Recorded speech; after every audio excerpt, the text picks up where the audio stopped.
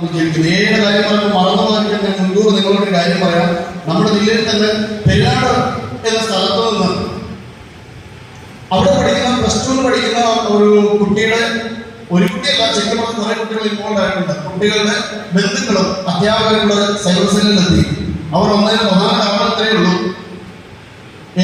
നിങ്ങൾ ഏറ്റവും മുതിർന്നവർക്ക് ഇതിനകത്ത് ചിലപ്പോൾ വലിയ ധാരണയിലേക്ക് ഈ ഇരിക്കുന്ന കുഞ്ഞുങ്ങൾക്കെല്ലാം നല്ല ധാരണകളാണ്, അതെല്ലാം കേട്ടിട്ടുള്ളതാണ്. ആർട്ടിഫിഷ്യൽ ഇന്റലിജൻസിന്റെ അവരുടെ തലത്തിലുള്ള ഉപയോഗത്തൊക്കെ അവർക്കറിയാം. കാരണം അത്തരത്തിലുള്ള ആപ്ലിക്കേഷനുകൾ ഇന്ന് പലയിടത്തും അവൈലബിൾ ആണ്. ഫ്രീ ആപ്ലിക്കേഷനുകളുണ്ട്, പെയ്ഡായിട്ടുള്ള ആപ്പുകളുണ്ട്.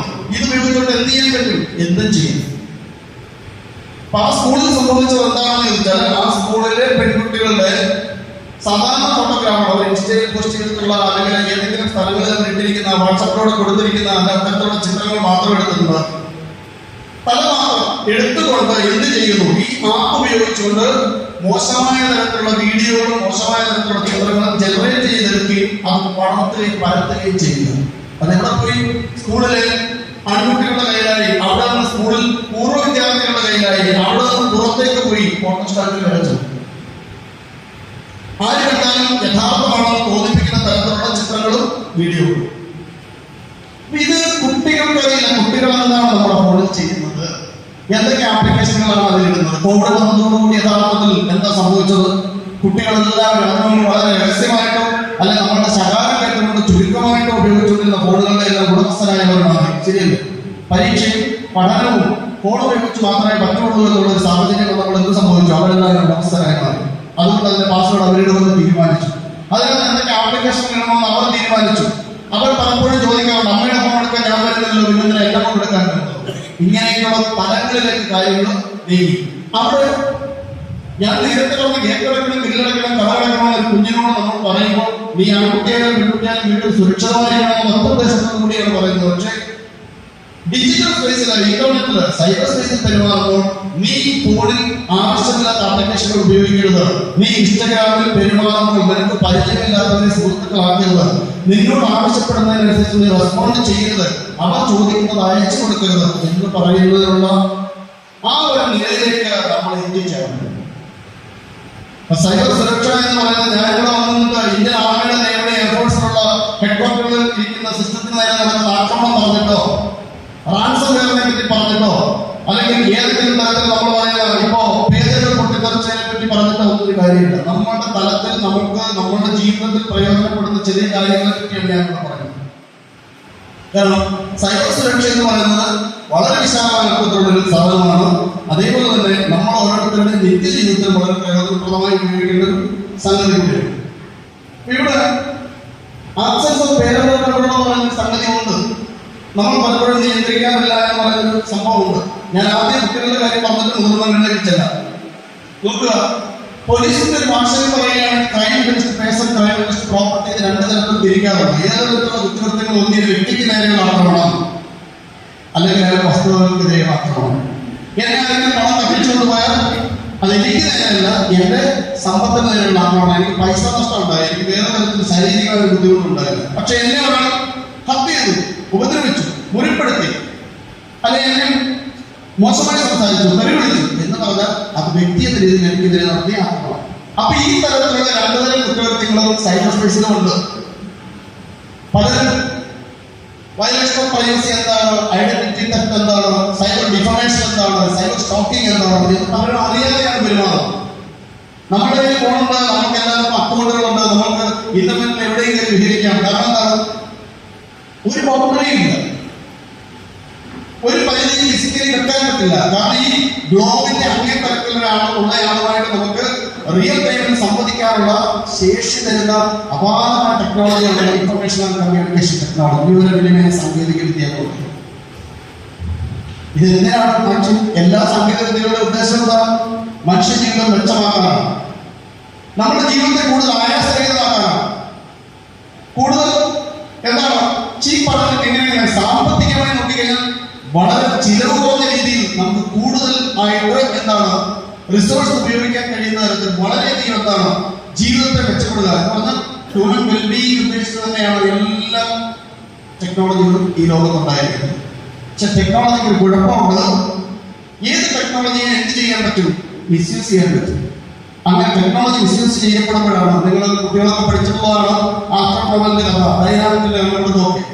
അപ്പൊ ഈ ടെക്നോളജി മിസ്യൂസ് ചെയ്ത് കഴിഞ്ഞാൽ അവിടെ കുറ്റം ഉണ്ടാകും. ആ കുറ്റത്തിന്റെ ഒരു അറ്റത്ത് ഒരു വിക്ടിം, അതാണ് വിക്ടിം എന്ന് പറഞ്ഞാൽ അതിനൊരു ഇരയുണ്ടാകും, മറുവശത്ത് ഒരു ക്രിമിനൽ ഉണ്ടാകും, ഒരു പ്രതി ഉണ്ടാകും. അപ്പോഴൊരു കുറ്റം ഉണ്ടാകും. അന്യായമായ ഒരാൾക്കൊരു ലാഭം, അന്യായമായ ഒരാൾക്കൊരു നഷ്ടം ഉണ്ടായാൽ മാത്രമേ അതിനെ കുറ്റകൃത്യം പോലീസിന്റെ രീതിയിൽ പറയുന്നു. ശരിയല്ലേ? അപ്പൊ ഇത് സാധാരണഗതിയിൽ ഇത്തരത്തിലൊരു ടെക്നോളജി ഉപയോഗിക്കുമ്പോൾ വളരെയധികം ശ്രദ്ധിച്ച് ചെയ്യേണ്ട ഒരു സംഗതിയാണെന്നുള്ളതാണ് എനിക്ക് നിങ്ങളോട് പറയാനുള്ളത്.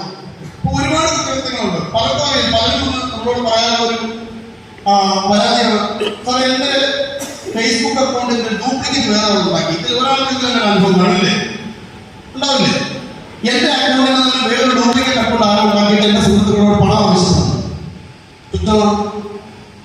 സൈബർ സ്പേസിൽ ഇത്തരത്തിലുള്ള കുറ്റകൃത്യങ്ങളെ അഡ്രസ് ചെയ്യുന്നതിന് വേണ്ടി ഇന്ത്യൻ പാർലമെന്റിൽ 2000 ആണ്ടിൽ ഇൻഫർമേഷൻ ടെക്നോളജി എന്നൊരു ആക്ട് പാസ്സാക്കുകയും 2008 അമെന്റ് ചെയ്ത് ഇത് അറിയപ്പെടുന്നത് ഇൻഫർമേഷൻ ടെക്നോളജി അമെന്റ്മെന്റ് ആക്ട് 2008 എന്ന പേരിലാണ്. കൂടാതെ IPC ഇപ്പൊ പറയുന്ന BNS എന്ന് പറയുന്ന അത്തരത്തിലുള്ള നിയമങ്ങളുണ്ട്. കേരള പോലീസ് ആക്ടുണ്ട്, പോക്സോ ഉണ്ട്, ഒരുപാട് ഇൻഡീസൽ റെപ്രസെന്റേഷൻ കൊണ്ട് ഒരുപാട് നിയമങ്ങൾ ഇതിനെ അഡ്രസ് ചെയ്യാനുണ്ട്. അപ്പൊ പലപ്പോഴും നമ്മൾ വളരെ ഫ്രീയായി ഉപയോഗിക്കുന്ന പല സർവീസുകളും അത് ഉപയോഗിക്കുമ്പോൾ ഏറ്റവും പ്രധാനമായി അടിവരായിട്ട് നിങ്ങളോട് എല്ലാവരോടും എനിക്ക് പറയാനുള്ളത്, അറിയാത്ത, നമുക്ക് ഉറപ്പില്ലാത്ത ഒരു സംഗതി ചെയ്യാതെ. ഇനി അതിനെ വിശദമായി ഞാൻ പറഞ്ഞു വരുന്നുണ്ട്. താങ്കളുള്ള ധാരാളമുണ്ട്. ഞാൻ നേരത്തെ പറഞ്ഞു, വ്യക്തി എന്ന രീതിയിൽ വ്യക്തിക്ക് അതിന്റെ സാമ്പത്തികമായിട്ടാകാം, അതിനെതിരെയുമാകാം. ഈ ഡ്യൂപ്ലിക്കേറ്റ് അക്കൗണ്ട് ഉണ്ടാക്കുന്നതിന് യഥാർത്ഥ കാരണക്കാരാണ്. എന്റെ ഒരു ഡ്യൂപ്ലിക്കേറ്റ് ഫേസ്ബുക്ക് അക്കൗണ്ട് ഒരാൾ ഉണ്ടാക്കിയത് യഥാർത്ഥത്തിൽ അത് എന്റെ ഭാഗത്തെ കുറ്റമാണ്. എന്താണെന്ന് അറിയാം? എന്താ എന്റെ ഒരു ഡ്യൂപ്ലിക്കേറ്റ് അക്കൗണ്ട് ഒരാൾ ഉണ്ടാക്കി അതുകൊണ്ട് സാമ്പത്തിക നഷ്ടം ഉണ്ടാക്കണം, അല്ലെങ്കിൽ എന്റെ സുഹൃത്തുക്കളോട് പണം ആവശ്യപ്പെടണമെന്ന് ഒരു ഫ്രോഡ്, ഒരു ക്രിമിനൽ വിചാരിക്കണമെങ്കിൽ അതിന്റെ പുറകിൽ എനിക്കൊരു കുഴപ്പം പറ്റി. എന്തായിരിക്കും? അതായത് എന്റെ ഇൻസ്റ്റാഗ്രാം അല്ലെ എന്റെ ഫേസ്ബുക്ക് അക്കൗണ്ടിന് എല്ലാവർക്കും കാണാവുന്ന തരത്തിലാണ് സുഹൃത്തുക്കളല്ല അതിനുള്ളത്. എന്ന് വെച്ചാൽ ഞാൻ എന്റെ പ്രൈവസി സെറ്റ് ചെയ്തില്ല. മനസ്സിലായോ? എന്റെ പ്രൈവസി സെറ്റ് ചെയ്യാത്തിടത്തോളം എന്റെ പോസ്റ്റുകളെല്ലാം എല്ലാവർക്കും കാണാം. എന്റെ ഫ്രണ്ട്സ് ആരൊക്കെയാണെന്ന് എല്ലാവർക്കും കാണാം. എന്റെ എല്ലാ ഫോട്ടോഗ്രാഫുകളും ആർക്ക് വേണമെങ്കിലും എന്ത് ചെയ്യാം, ഡൗൺലോഡ് ചെയ്തെടുക്കാം. അങ്ങനെ സൗകര്യപ്രദമായി നമ്മൾ തുറന്നിട്ട് കൊടുത്തേക്കാം എന്റെ അക്കൗണ്ട്.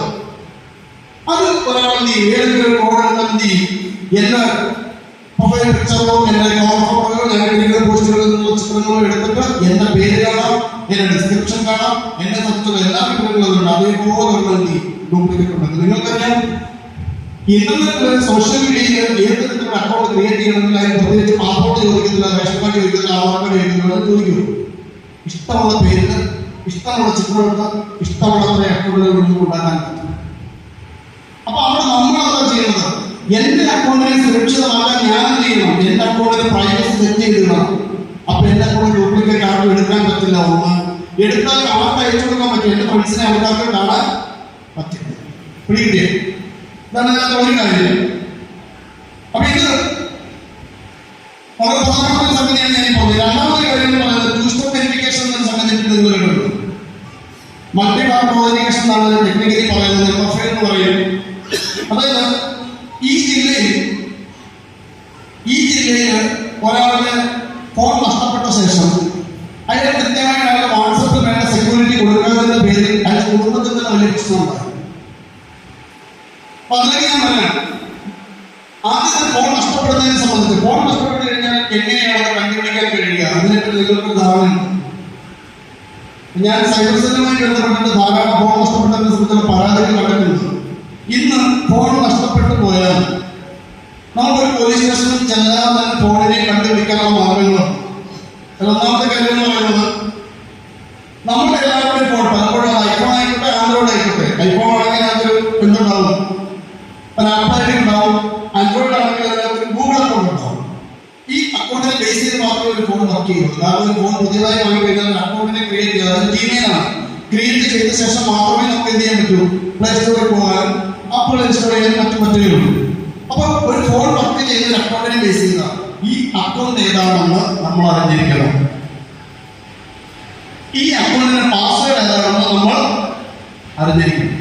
ഇപ്പൊ ഞാൻ എത്ര പേർക്ക് നിങ്ങളുടെ ഫോൺ വർക്ക് ചെയ്യുന്ന ഗൂഗിൾ അക്കൗണ്ട്, ആൻഡ്രോയിഡ് ഫോൺ ആണെങ്കിൽ ഗൂഗിൾ അക്കൗണ്ടിന്റെ പാസ്വേഡ് അറിയാമെന്ന് ചോദിച്ചാൽ അറിയാത്ത 10 പേരെങ്കിലും എഴുതി കാണും. 100%. കാരണം അത് ഓർത്ത് വെക്കേണ്ട ആവശ്യമില്ല എന്ന് നമ്മൾ ധരിച്ചിരിക്കുന്നുണ്ട്. അറിഞ്ഞാലുള്ള ഗുണം എന്താണ്, അതിൻ്റെയുള്ള ദോഷമെന്താണ്? നമ്മുടെ ഫോൺ വർക്ക് ചെയ്യുന്ന ഒരു അക്കൗണ്ടിനെ ബേസ് ചെയ്താണ്. ഈ ഫോൺ നഷ്ടപ്പെട്ടു കഴിഞ്ഞാൽ നമുക്ക് ആർക്ക് വേണമെങ്കിലും ഗൂഗിളിൽ ഫൈൻഡ് മൈ ഡിവൈസ് എന്ന് സെർച്ച് ചെയ്യാം. ഫൈൻഡ് മൈ ഡിവൈസ് എന്ന് സെർച്ച് ചെയ്താൽ ആൻഡ്രോയിഡ് തരുന്നൊരു സംവിധാനമുണ്ട്, ഒരു സർവീസാണ് ആൻഡ്രോയിഡ് ഡിവൈസ് മാനേജർ എന്ന് പറയുന്നത്.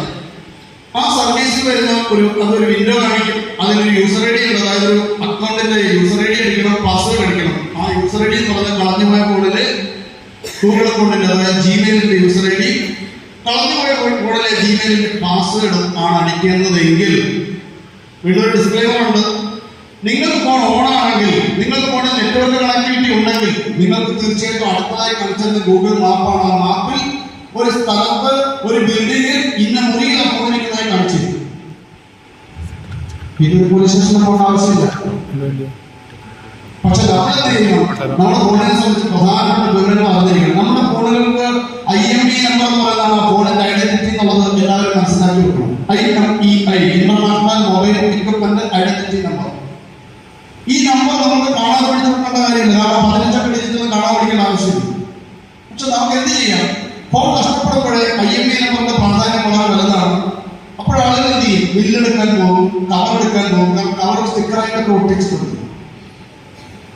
എന്നാൽ ഇതിൻ്റെയൊന്നും ആവശ്യമില്ല. ഫോൺ നമുക്ക് കയ്യിലിരിക്കുമെങ്കിൽ നമുക്ക് എന്ത് ചെയ്താൽ മതി, ഫോണിന്റെ കീപാഡിൽ *#06# എന്നടിക്കാമെങ്കിൽ എല്ലാവരുടെയും ഫോണിൽ അവരവരുടെ IMEI നമ്പറുകൾ കാണിച്ചു തരും. സാധാരണഗതിയിൽ ഫോണിൽ 2 IMEI നമ്പറുകൾ ഉണ്ടാകും. അത് നമുക്ക് എന്ത് ചെയ്താൽ മതി, ആ കാണിച്ചിരുന്ന സ്ക്രീനിന്റെ സ്ക്രീൻഷോട്ട് എടുത്തിട്ട് നമ്മുടെ ഫാമിലിയിലുള്ള ഏതെങ്കിലും മെമ്പർ വാട്സാപ്പിൽ അയച്ചിരുന്നാൽ മതി. അതവിടെ കിടക്കും. എവിടെ ഇട്ടിരുന്നാൽ മതി. അല്ലാതെ ഒരിക്കലും ബില്ല് വെക്കാനോ ബോക്സ് വെക്കാനോ നടക്കും. അപ്പൊ നമ്മുടെ ഫോണിനെ സംബന്ധിച്ചുള്ള വളരെ ബേസിക്കായ വിവരങ്ങളെങ്കിലും നമ്മൾ മനസ്സിലാക്കിയിട്ട് എന്ത് സൈബർ സെക്യൂരിറ്റിയാണ് നമ്മൾ തെറ്റിയിട്ടുണ്ട്. അതിനുള്ള ഗുണങ്ങളാണ്. ശ്രദ്ധിക്കുക, വാട്സാപ്പിന്റെ കാര്യത്തിൽ ഞാൻ പറഞ്ഞു, വളരെ നിസ്സാരമായിട്ട് പറയരുത്. ടു സ്റ്റെപ്പ് വെരിഫിക്കേഷൻ വാട്സാപ്പിൽ ചെയ്തിട്ടില്ല, ചെയ്തിട്ടുള്ളവർ പതുക്കെ കയ്യിലുണ്ടാവും. ചെയ്തിട്ടുള്ളോ to step verification ചെയ്തിട്ടുള്ളോ?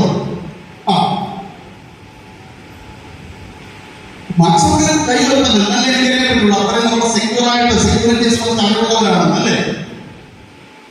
Okay, WhatsApp ഉപയോഗിക്കാത്ത ആരെങ്കിലും എന്തൊരു കൈ വെക്കണം? വാട്സാപ്പ് ഉപയോഗിക്കാത്ത എല്ലാവരും ഉപയോഗിക്കും അല്ലേ? ഓക്കെ,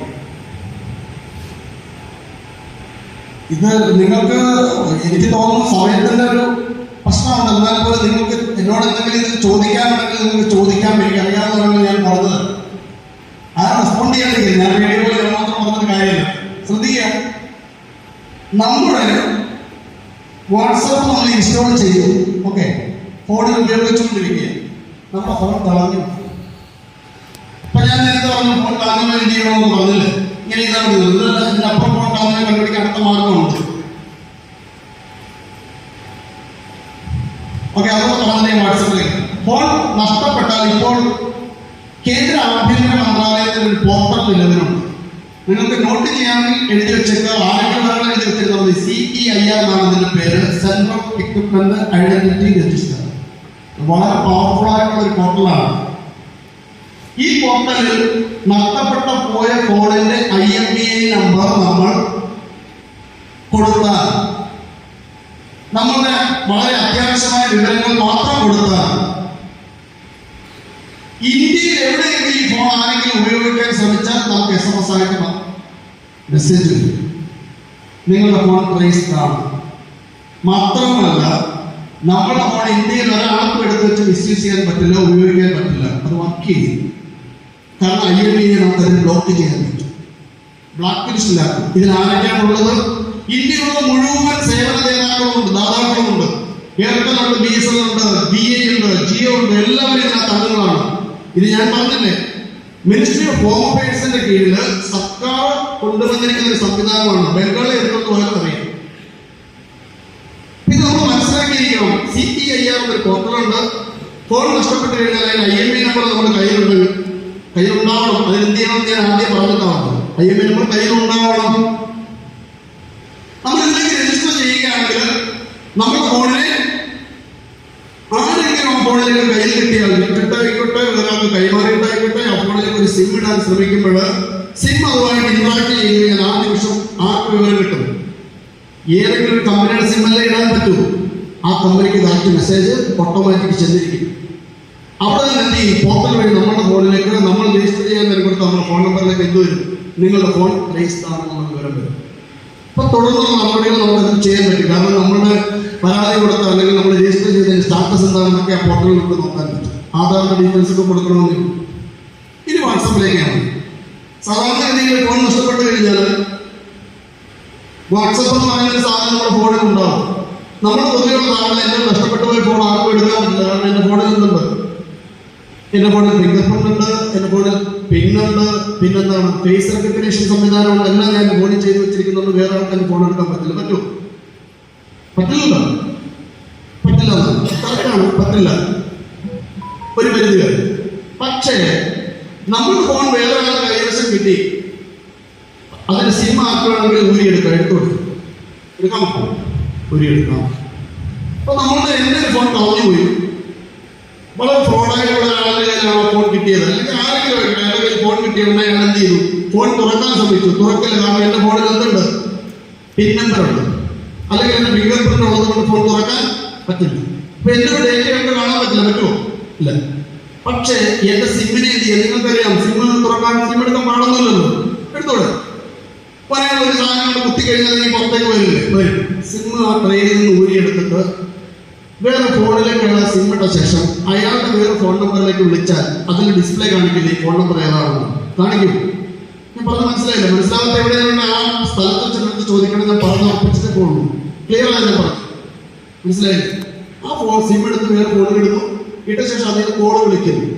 കോള് വിളിക്കുന്നതിനെ എന്നെ ഏതെങ്കിലും നമ്പറിലേക്ക് വിളിച്ചാൽ മതി. ആ നമ്പർ ഏതാണെന്ന് എന്റെ ഫോണിൽ വരുന്നില്ല. ഡിസ്പ്ലേ വരുമ്പോൾ കാണാം. ആ നമ്പറിലേക്ക് കുറിച്ച് വെക്കാം, വെച്ചുകൊടുക്കും.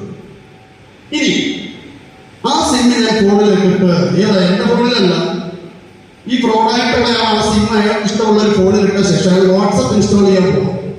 വാട്സപ്പ് തടസ്സമല്ലോ? വാട്സപ്പ് ഇൻസ്റ്റാൾ ചെയ്യാൻ തടസ്സമല്ലോ? ഫോൺ നമ്പർ അറിയാമല്ലോ, അറിയാം. ഇൻസ്റ്റാൾ ചെയ്തതിന് കോഡ് ഇതിലേക്ക് വരും. ആ സിമ്മിൽ കിടക്കുന്ന ഫോണിലേക്ക് തന്നെ എന്ത് വരും? കോഡ് വരും. അപ്പൊ വാട്സപ്പ് ഇൻസ്റ്റാൾ ചെയ്യാൻ പറയും. ചെയ്യട്ടെ എന്ന് ചോദിക്കും, ചെയ്യാൻ നമ്മൾ സമ്മതിക്കും. ബാക്കപ്പ് വേണമെന്ന് ചോദിക്കും, ബാക്കപ്പ് വേണമെന്ന് പറയും. എന്ത് സംഭവിക്കും? അയാളുടെ എന്റെ വാട്സപ്പ് മുഴുവൻ അയാളുടെ ഫോണിലേക്ക് ഇൻസ്റ്റാൾ ആവില്ലേ? എന്റെ ഗ്രൂപ്പ് സഹിതം എല്ലാ ഗ്രൂപ്പുകളും ഞാൻ അയച്ചിട്ടുള്ള വളരെ പ്രൈവറ്റ് ആയിട്ടുള്ള എന്റെ മെസ്സേജുകൾ സഹിതം എല്ലാം അയാളുടെ കയ്യിലെത്തുന്നു.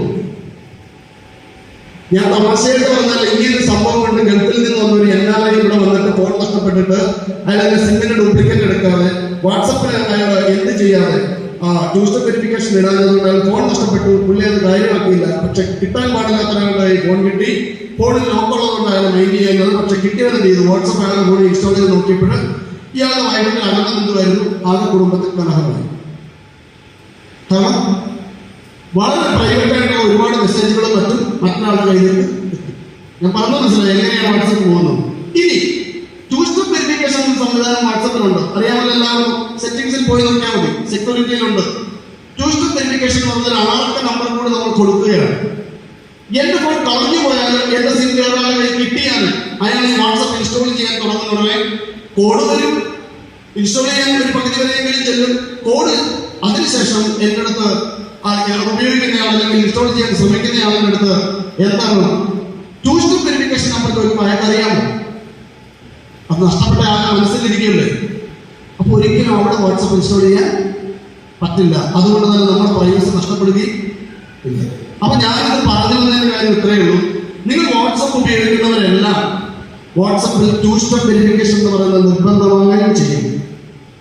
അല്ലെങ്കിൽ നമ്മുടെ പ്രൈവസി അല്ലെങ്കിൽ നമ്മളുടെ ഡേറ്റ പുറത്തു പോകാൻ പലരും ഏറ്റവും പ്രധാനപ്പെട്ട ഡേറ്റകളൊക്കെ ഇതിനകത്തായിട്ട് വെച്ചിരുന്നത്. പലരും എന്താണ് ബാങ്കിന്റെ അക്കൗണ്ട് നമ്പർ, പാസ്വേഡുകളും എല്ലാം അടിച്ച് അവൻ ഏതെങ്കിലും ഒരു ഗ്രൂപ്പിലോ ഒരു കാര്യത്തിലോ ഒരു അക്കൗണ്ടിലോ ഇട്ട് വെച്ചിരിക്കുന്നത്. ശരിയല്ലേ?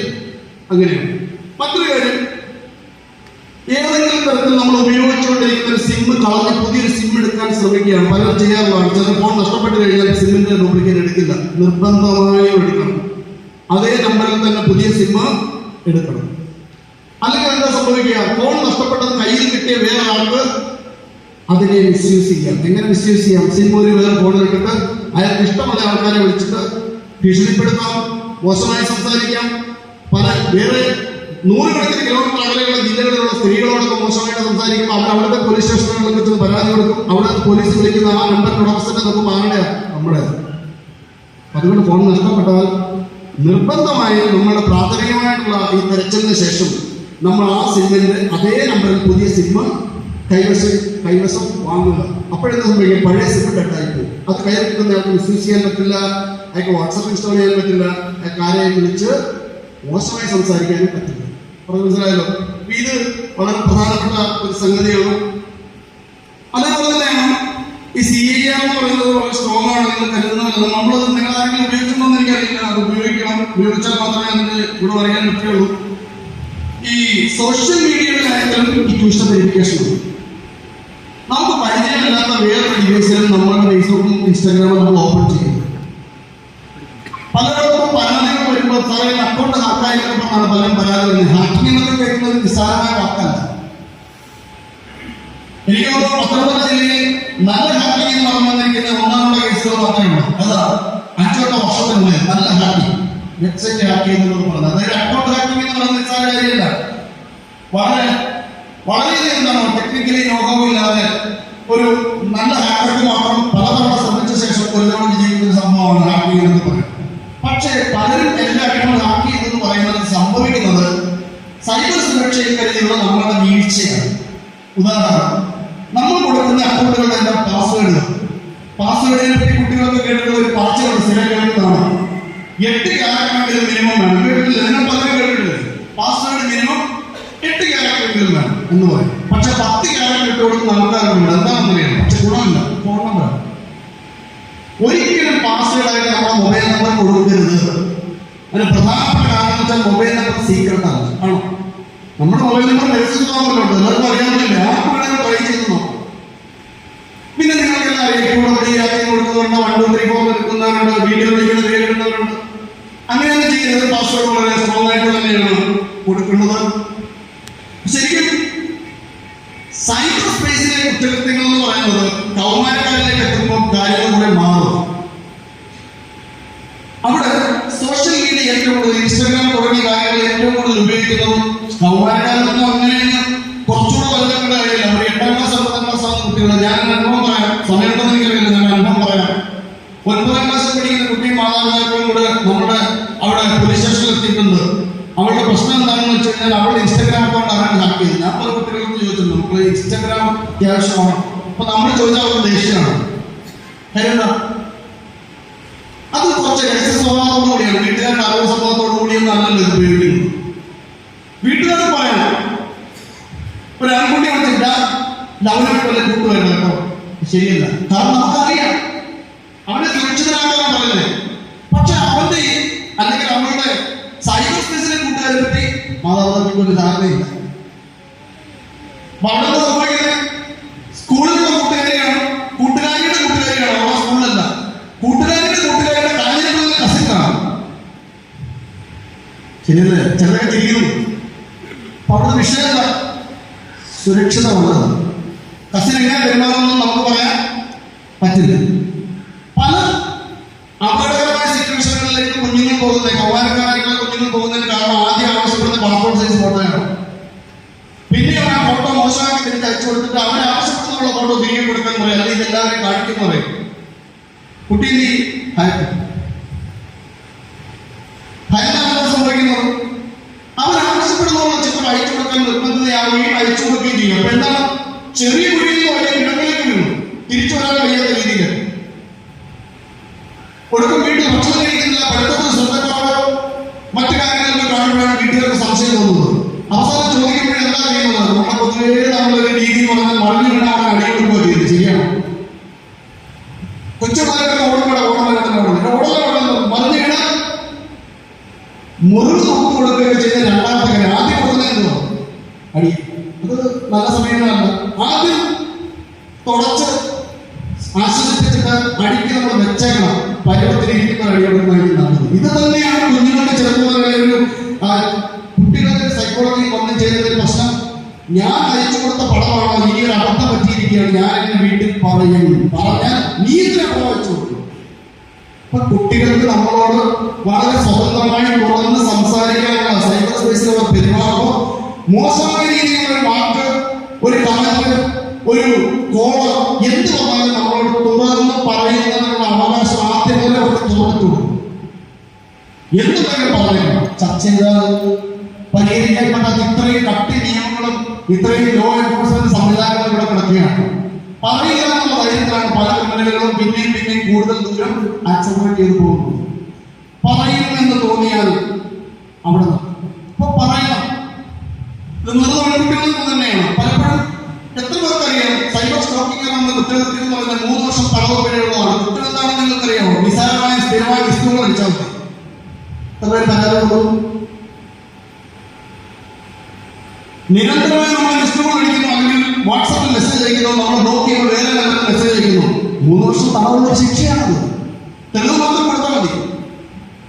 എന്നെ നിരന്തരമായി പിന്തുടർന്ന് ശല്യപ്പെടുത്തുന്നു. അതിന് ഫിസിക്കലി പറഞ്ഞൊന്നുമില്ല, ഇടവഴി സൈബർ സ്പേസിൽ. ഇത് നമ്മൾ മനസ്സിലാക്കി എന്നോട് റെസ്പോണ്ട് ചെയ്യാനുള്ള ധൈര്യം കാണിക്കുക, ആ ഒരു നിലയിലേക്ക് എത്തുകയും ചെയ്യണം. ആ ഒരു സംഗതി നമ്മൾ മനസ്സിലാക്കാൻ വീണ്ടും 9ാം ക്ലാസ്സിലേക്ക് കാര്യങ്ങളിലേക്ക് ഞാൻ വരികയാണ്. 9ാം ക്ലാസ്സിലേക്ക് വിട്ടുപോകുന്നുണ്ട്. 9ാം ക്ലാസ്സിലേക്ക് മാതാപിതാക്കളൊന്നും അവരുടെ പ്രശ്നങ്ങളാണ്. അവരുടെ ഇൻസ്റ്റാഗ്രാം അക്കൗണ്ടായോ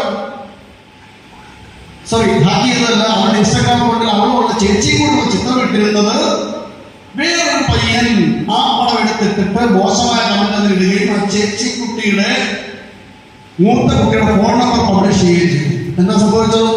ലോകത്ത് എല്ലാവരുടെയും കാണാമല്ലോ. ഇൻസ്റ്റാഗ്രാം എന്ന് പറഞ്ഞാൽ നമ്മുടെ പഞ്ചായത്തിരിക്കുന്നതല്ലോ, ലോകത്താർക്കും കാണാം.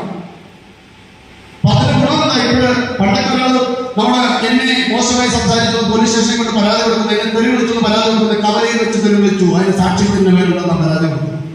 അല്ലെങ്കിൽ എന്റെ വീട്ടിൽ വന്ന് കയ്യാലയുടെ ഇവിടെ വന്ന് തെരുവ് വിളിച്ചു, അല്ലെങ്കിൽ എന്റെ ഗേറ്റിന്റെ അവിടെ വന്ന് തെരുവ് വിളിച്ചു എന്നാ പറയുന്നത്. കേട്ടത് തെക്കരയിലെയാണോ വടക്കരയിലെയാണോ ചെയ്തത്. അപ്പൊ അങ്ങനെയുള്ള തെരുവ് വിളിക്കാൻ കയ്യാലും വരികയൊന്നും വരുന്നില്ല, ആ ഗേറ്റിനോട് വരുന്നില്ല, കവലയും വരുന്നില്ല. തെരുവ് വിളിക്കുന്ന വാട്സാപ്പ് ഗ്രൂപ്പിൽ ഇട്ടത് ഗുണമെന്താ? നേരിട്ട് വേണ്ടി വിളിച്ചാൽ 4 വരെ ചെയ്തവരെ നമ്മളെ വിളിച്ച് നേരത്തെ വാട്സാപ്പ് ഗ്രൂപ്പിലില്ല. നാട്ടിൽ കാണും. ഹോസ്പിറ്റലിൽ കാനഡയിലേക്ക് നാട്ടിലേക്ക് ആണെങ്കിലും ഗൾഫിലിരിക്കുന്ന ബാക്കി എല്ലാ വ്യക്തികൾക്കും കാണാം. ഫോർവേഡ് ചെയ്യാം, ഷെയർ ചെയ്യാം. ഇതൊരു സൗകര്യമുള്ള സംവിധാനമാണ്. അപ്പൊ സൈബർ സ്പേസ് എന്ന് പറയുന്നതിന്റെ വലിയ ഉപയോഗം നമ്മളെല്ലാവരും നിത്യജീവിതത്തിൽ എത്തിക്കഴിഞ്ഞതോടുകൂടി എന്താ സംഭവിച്ചെന്ന് വെച്ച് കഴിഞ്ഞാൽ കുറ്റകൃത്യങ്ങൾ കൂടുതൽ വ്യാപകമാവുകയാണ് ചെയ്തത്. അതിന്റെ ഗ്രാവിറ്റി കൂടുകയാണ് ചെയ്തത്. വീണ്ടും 9ാം ക്ലാസ്സുകാരുടെ കാര്യം പറയാം. അപ്പൊ നമ്മളെന്ത് ചെയ്തു? ഈ കുട്ടിയോട് ചോദിച്ചത്, ഈ നിങ്ങളുടെ മോളും ചേച്ചിയും കൂടെ ചിത്രം എടുത്തിട്ട് ഈ ഫോൺ നമ്പർ ഇട്ടത് ആരാണെന്ന് അറിയാം. അറിയാം, ഞങ്ങളുടെ വീടിന്റെ ഒരു 3 കിലോമീറ്റർ താമസിക്കുന്ന ഒരു ചേട്ടനാണ്, എഞ്ചിനീയറിംഗ് ഒരു പയ്യനാണ്. അപ്പൊ നമ്മളെന്ത് ചെയ്തു? വളരെ സിമ്പിളായ കേസാണല്ലോ. അവരെ വിളിച്ചു ഇവിടെ വരാൻ പറഞ്ഞു. എന്താ കാര്യം പറയാം? കാരണം ആളുകളെ വിളിച്ചിട്ട് വിവരം മനസ്സിലാക്കിയ ശേഷം അവർക്ക് ഇഷ്ടമുള്ള രീതിയിൽ നടപടി, കേസ് രജിസ്റ്റർ ചെയ്യുക, അതെല്ലാം മാപ്പ് പറഞ്ഞിട്ട് പോവുകയാണ്, നീക്കം ചെയ്യുകയാണെങ്കിൽ ഓക്കെ. കാരണം ഈ കുട്ടിക്ക് രാത്രിയിൽ ഗൾഫിൽ നിരന്തരം വിളിയാം, ഫോൺ നമ്പർ നീട്ടാച്ചിട്ടില്ലേ. അമ്മ വന്നപ്പോഴാണ് കഥ മാറിയത്. അവരുടെ സ്ഥലത്ത് എന്റെ അക്കൗണ്ടല്ല. അടുത്ത കുറ്റകൃത്യം ഞാൻ നേരത്തെ പറഞ്ഞില്ലേ, ഫേക്ക് അക്കൗണ്ട് ഉണ്ടാക്കുക എന്ന് പറഞ്ഞാൽ ഇൻഫർമേഷൻ ടെക്നോളജിയിൽ പറയുന്ന നാട്ടിൽ പറയുന്ന കുറ്റകൃത്യം എന്ന് പറയുന്നത് ഒരാളുടെ ഡ്യൂപ്ലിക്കേറ്റ് അക്കൗണ്ട് ഉണ്ടാക്കി പരാതി വരിക എന്നുള്ള കുറ്റകൃത്യത്തിൽ പറയുന്ന ഒരു ഐഡന്റിറ്റി തെഫ്റ്റ്, ഒരാളുടെ ഐഡന്റിറ്റിയെ സ്റ്റീൽ ചെയ്യും. അപ്പൊ നമുക്കറിയാം ഇതാരാണെന്ന് അറിയാമല്ലോ. അതിന് വേണ്ടി 3ാമത് അല്ലേ. അപ്പോൾ പോലീസ് സാധാരണ അന്വേഷിക്കാൻ ചെയ്യുന്നത് മെറ്റ, നിങ്ങളെല്ലാവരും മെറ്റയെ കേട്ടില്ലേ? മെറ്റ ഒരു മുതലാളി കമ്പനിയാണ്. ഏതൊക്കെയാണ്? ഇൻസ്റ്റഗ്രാമിന്റെ, വാട്സാപ്പിന്റെ, ഫേസ്ബുക്കിന്റെ എല്ലാം കമ്പനിയായത് മെറ്റ പ്ലാറ്റ്ഫോംസിനാണ് നമ്മൾ വിവരം ചോദിക്കുന്നത്. ഈ അക്കൗണ്ട് ഈ URL കൊടുക്കും. അതായത് URL എന്ന് വെച്ചാൽ അതിന്റെ ലിങ്ക്, അഥവാ ആ ഏത് ഫേസ്ബുക്കിലും ഇൻസ്റ്റാഗ്രാമിലും ഏതൊരു വെബ് പേജിലും അതിന് കൃത്യമായ രീതിയിൽ യുണീക്കായിട്ടുള്ള ലിങ്ക് ഉണ്ടാകും. ഒരാളുടെ 10 അക്കൗണ്ട് ഉണ്ടാക്കിയാലും 10ന്റെ ലിങ്ക് വ്യത്യസ്തമായിരിക്കും. അതുകൊണ്ട് തന്നെ നമ്മൾ ഏത് അക്കൗണ്ടിനെയാണോ എതിരെ പരാതി കൊടുക്കുന്നതോ ആ ലിങ്ക് നമ്മൾ കോപ്പി ചെയ്ത് വെച്ചിരിക്കും. മനസ്സിലായില്ലേ? അതായത് ഒരേ പേര് ഇൻസ്റ്റാഗ്രാം അക്കൗണ്ട് ഒന്ന് ഒറിജിനലാണോ ഒന്ന് ഫേക്കാണ്. ഫേക്കിനെ തിരിച്ചറിയും, പണം തിരിച്ചറിയില്ല, പേരുകൾ തിരിച്ചറിയില്ല, പക്ഷെ ലിങ്ക് വ്യത്യസ്തമായിരിക്കും. URL എന്ന് പറയുന്നത് വ്യത്യസ്തമായിരിക്കും. ഓക്കെ, അപ്പൊ എന്ത് ചെയ്തു? നമ്മൾ ഈ പയ്യന്റെ ഡ്യൂപ്ലിക്കേറ്റ് ഉണ്ടാക്കിയിരിക്കുന്ന അക്കൗണ്ടിലാണല്ലോ ആരും പണം ഇട്ടതും ഫോൺ നമ്പർ ഇട്ടതും. നമ്മൾ നേരെ എന്ത് ചെയ്തു? നെറ്റയ്ക്ക് കറക്റ്റ് നിയമപരമായിട്ട് തന്നെ നോട്ടീസ് സെർവ് ചെയ്യാണ്. CRPC പ്രകാരമാണ് നോട്ടീസ് ചെയ്തത്. അപ്പോൾ അയച്ചത് ഇതിന്റെ ഡീറ്റെയിൽസ് തരാൻ പറഞ്ഞു, അക്കൗണ്ട് ഉപയോഗിക്കുന്ന ആളുടെ വിവരങ്ങൾ തരാൻ പറഞ്ഞു. വിവരങ്ങൾ തന്നു. വന്നത് IP അഡ്രസ്സുകളാണ്. അങ്ങനെ കേട്ടിട്ടുണ്ടല്ലോ നിങ്ങൾ, ഇന്റർനെറ്റ് പ്രോട്ടോകോൾ അഡ്രസ്സുകളാണ്. ഈ IP അഡ്രസ്സുകൾ പരിശോധിച്ചപ്പോൾ മനസ്സിലായി ജിയോ എന്ന കമ്പനി കൊടുത്തിരിക്കുന്ന IP അഡ്രസ്സുകളാണ്. അവരുടെ കണക്ടിവിറ്റിയാണ് ഉപയോഗിച്ചിരിക്കുന്നത് മനസ്സിലായി. വീണ്ടും ജിയോയുമായി നമ്മൾ വീണ്ടും ബന്ധപ്പെട്ടു. ഈ IP ഇന്ന ദിവസം ഇന്ന സമയത്ത് ആർക്കാണ് പ്രൊവൈഡ് ചെയ്തിരിക്കുന്നതെന്ന് ചോദിച്ചു. അവിടെ നിന്ന് കിട്ടിയ അറിവുണ്ട്. ഞങ്ങൾ ഞെട്ടിപ്പോയി. ഈ ഫേക്ക് അക്കൗണ്ട് ഉണ്ടാക്കിയത് ആ കുട്ടി അവരുടെ ചേച്ചിയും കൂടെയുള്ള ചിത്രം ഇട്ടതും അതിന് താഴെ ഫോൺ നമ്പർ ഇട്ടിട്ട് ആ കുട്ടിക്ക് ഇത്രത്തോളം മോശമായ വിളികൾ ഉണ്ടാക്കുന്ന ഒരു കാരണമായ ആളെന്ന് പറയുന്നത് അതേ സ്കൂളിൽ അതേ 9ാം ക്ലാസ്സിൽ പഠിക്കുന്ന മറ്റൊരു പെൺകുട്ടിയാണ്. ഞാൻ പലരോട് ചോദിക്കാറുണ്ട് ഇൻസ്റ്റാഗ്രാം ഏത് പ്രായത്തിൽ എടുക്കാമോ? അപ്പൊ പലരും പല ഡിജിറ്റ്സാണ് പറയുന്നത്.